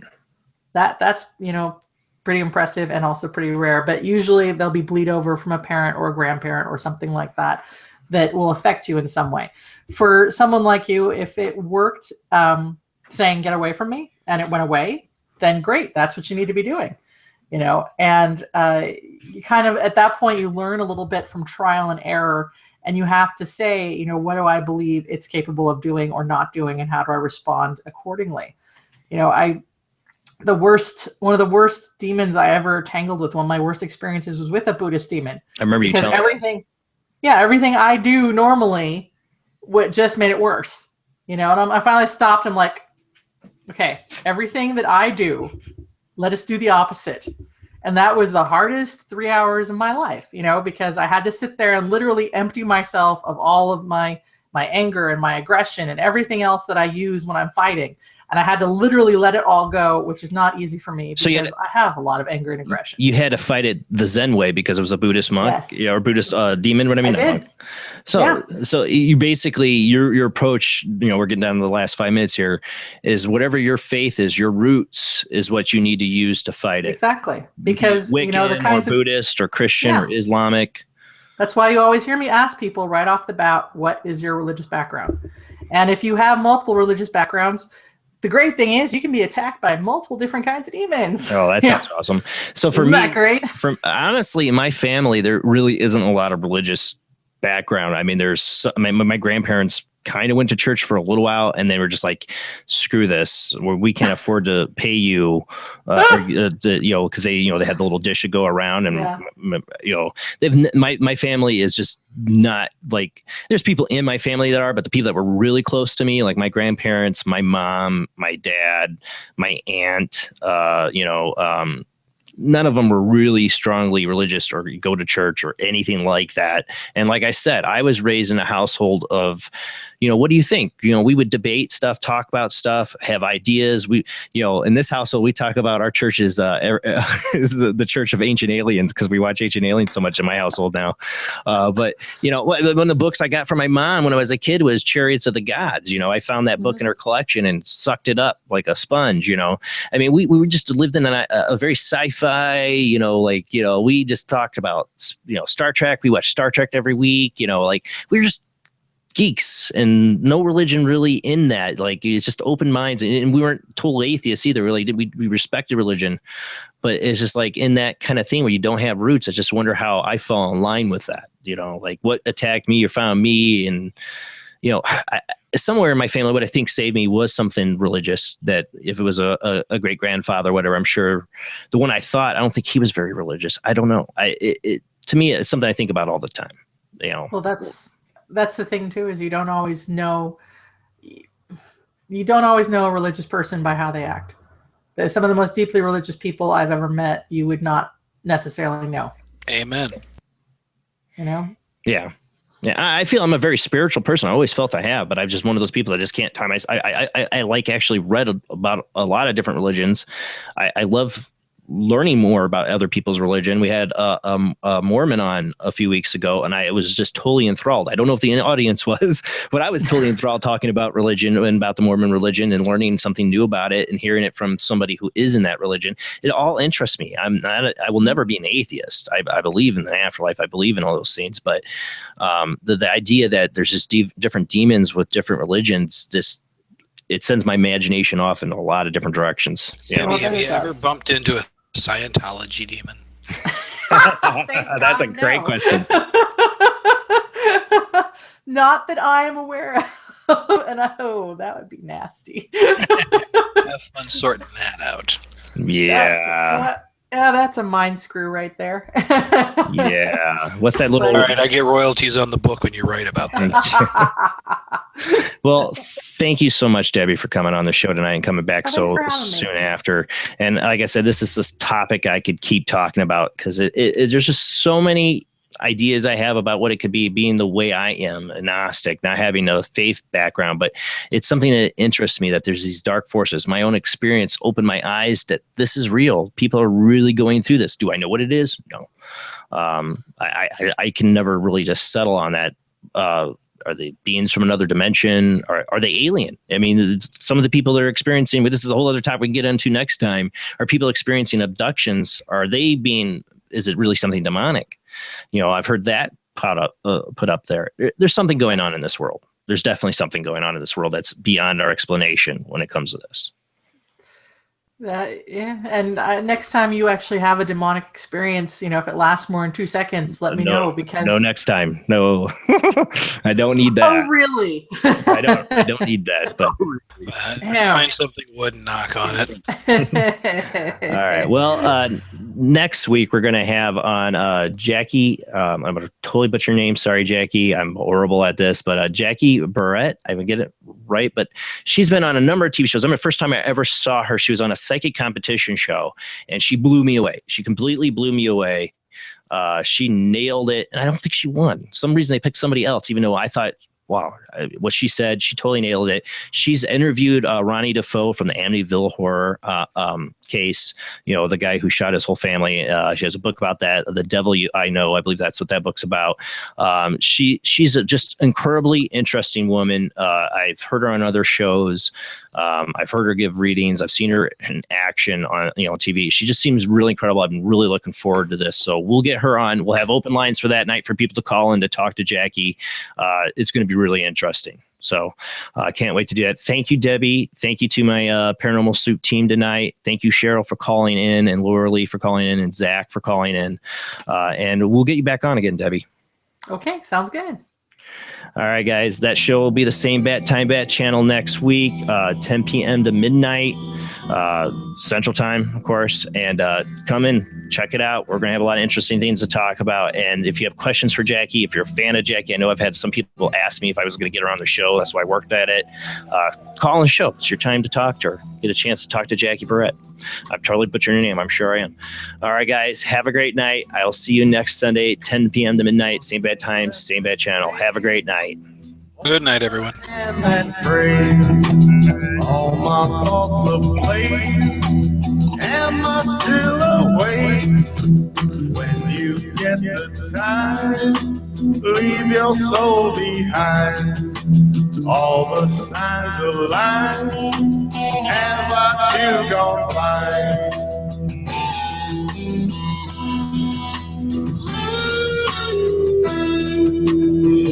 In full away where silence holds a day, just a witness with a litmus. Have I lost my slave?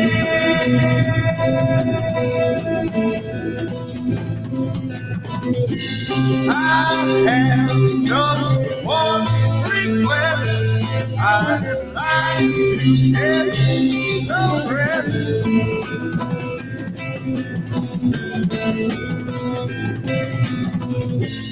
I travel to the edge and rest. I settle for what is left.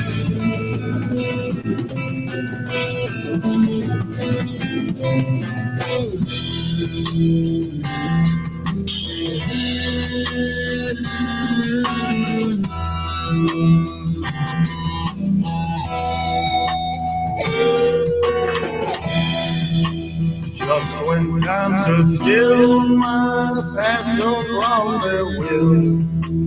Never found my fill, approached the ancient hill. What the world was past, I saw the peak at last. Worn and weary, saw so clearly, I had come to pass.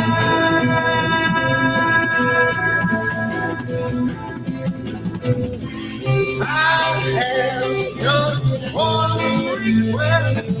I'd like to get the rest.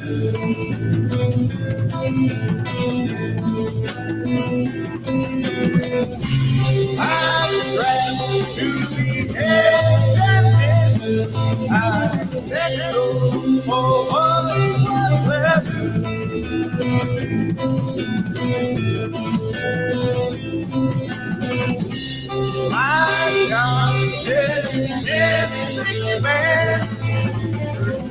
wasted time at last.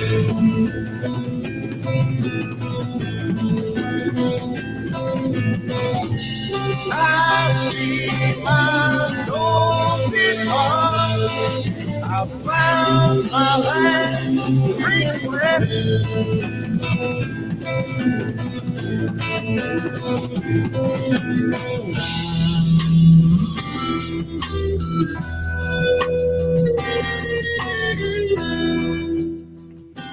It was another interesting night talking about demons. Like I said, it's the dark side of the paranormal, and it's something that always interests me. Something I always take seriously, and I take seriously anybody who comes to me with these things that are happening, because it affects every aspect of their lives. And I for the few months I was there dealing with it, I can feel their pain, and I know you feel alone. Nobody can help you, but you're not. There's a lot of people going through what you are and have gone through what you have. And I think Debbie offered a lot of great advice. It's hard to pull through on it, but if you do, I think you'll have good results. Next week, like I said, Jackie Barrett, are going to have her on, psychic medium, author. Can't wait to have her on. Open phone lines, guys.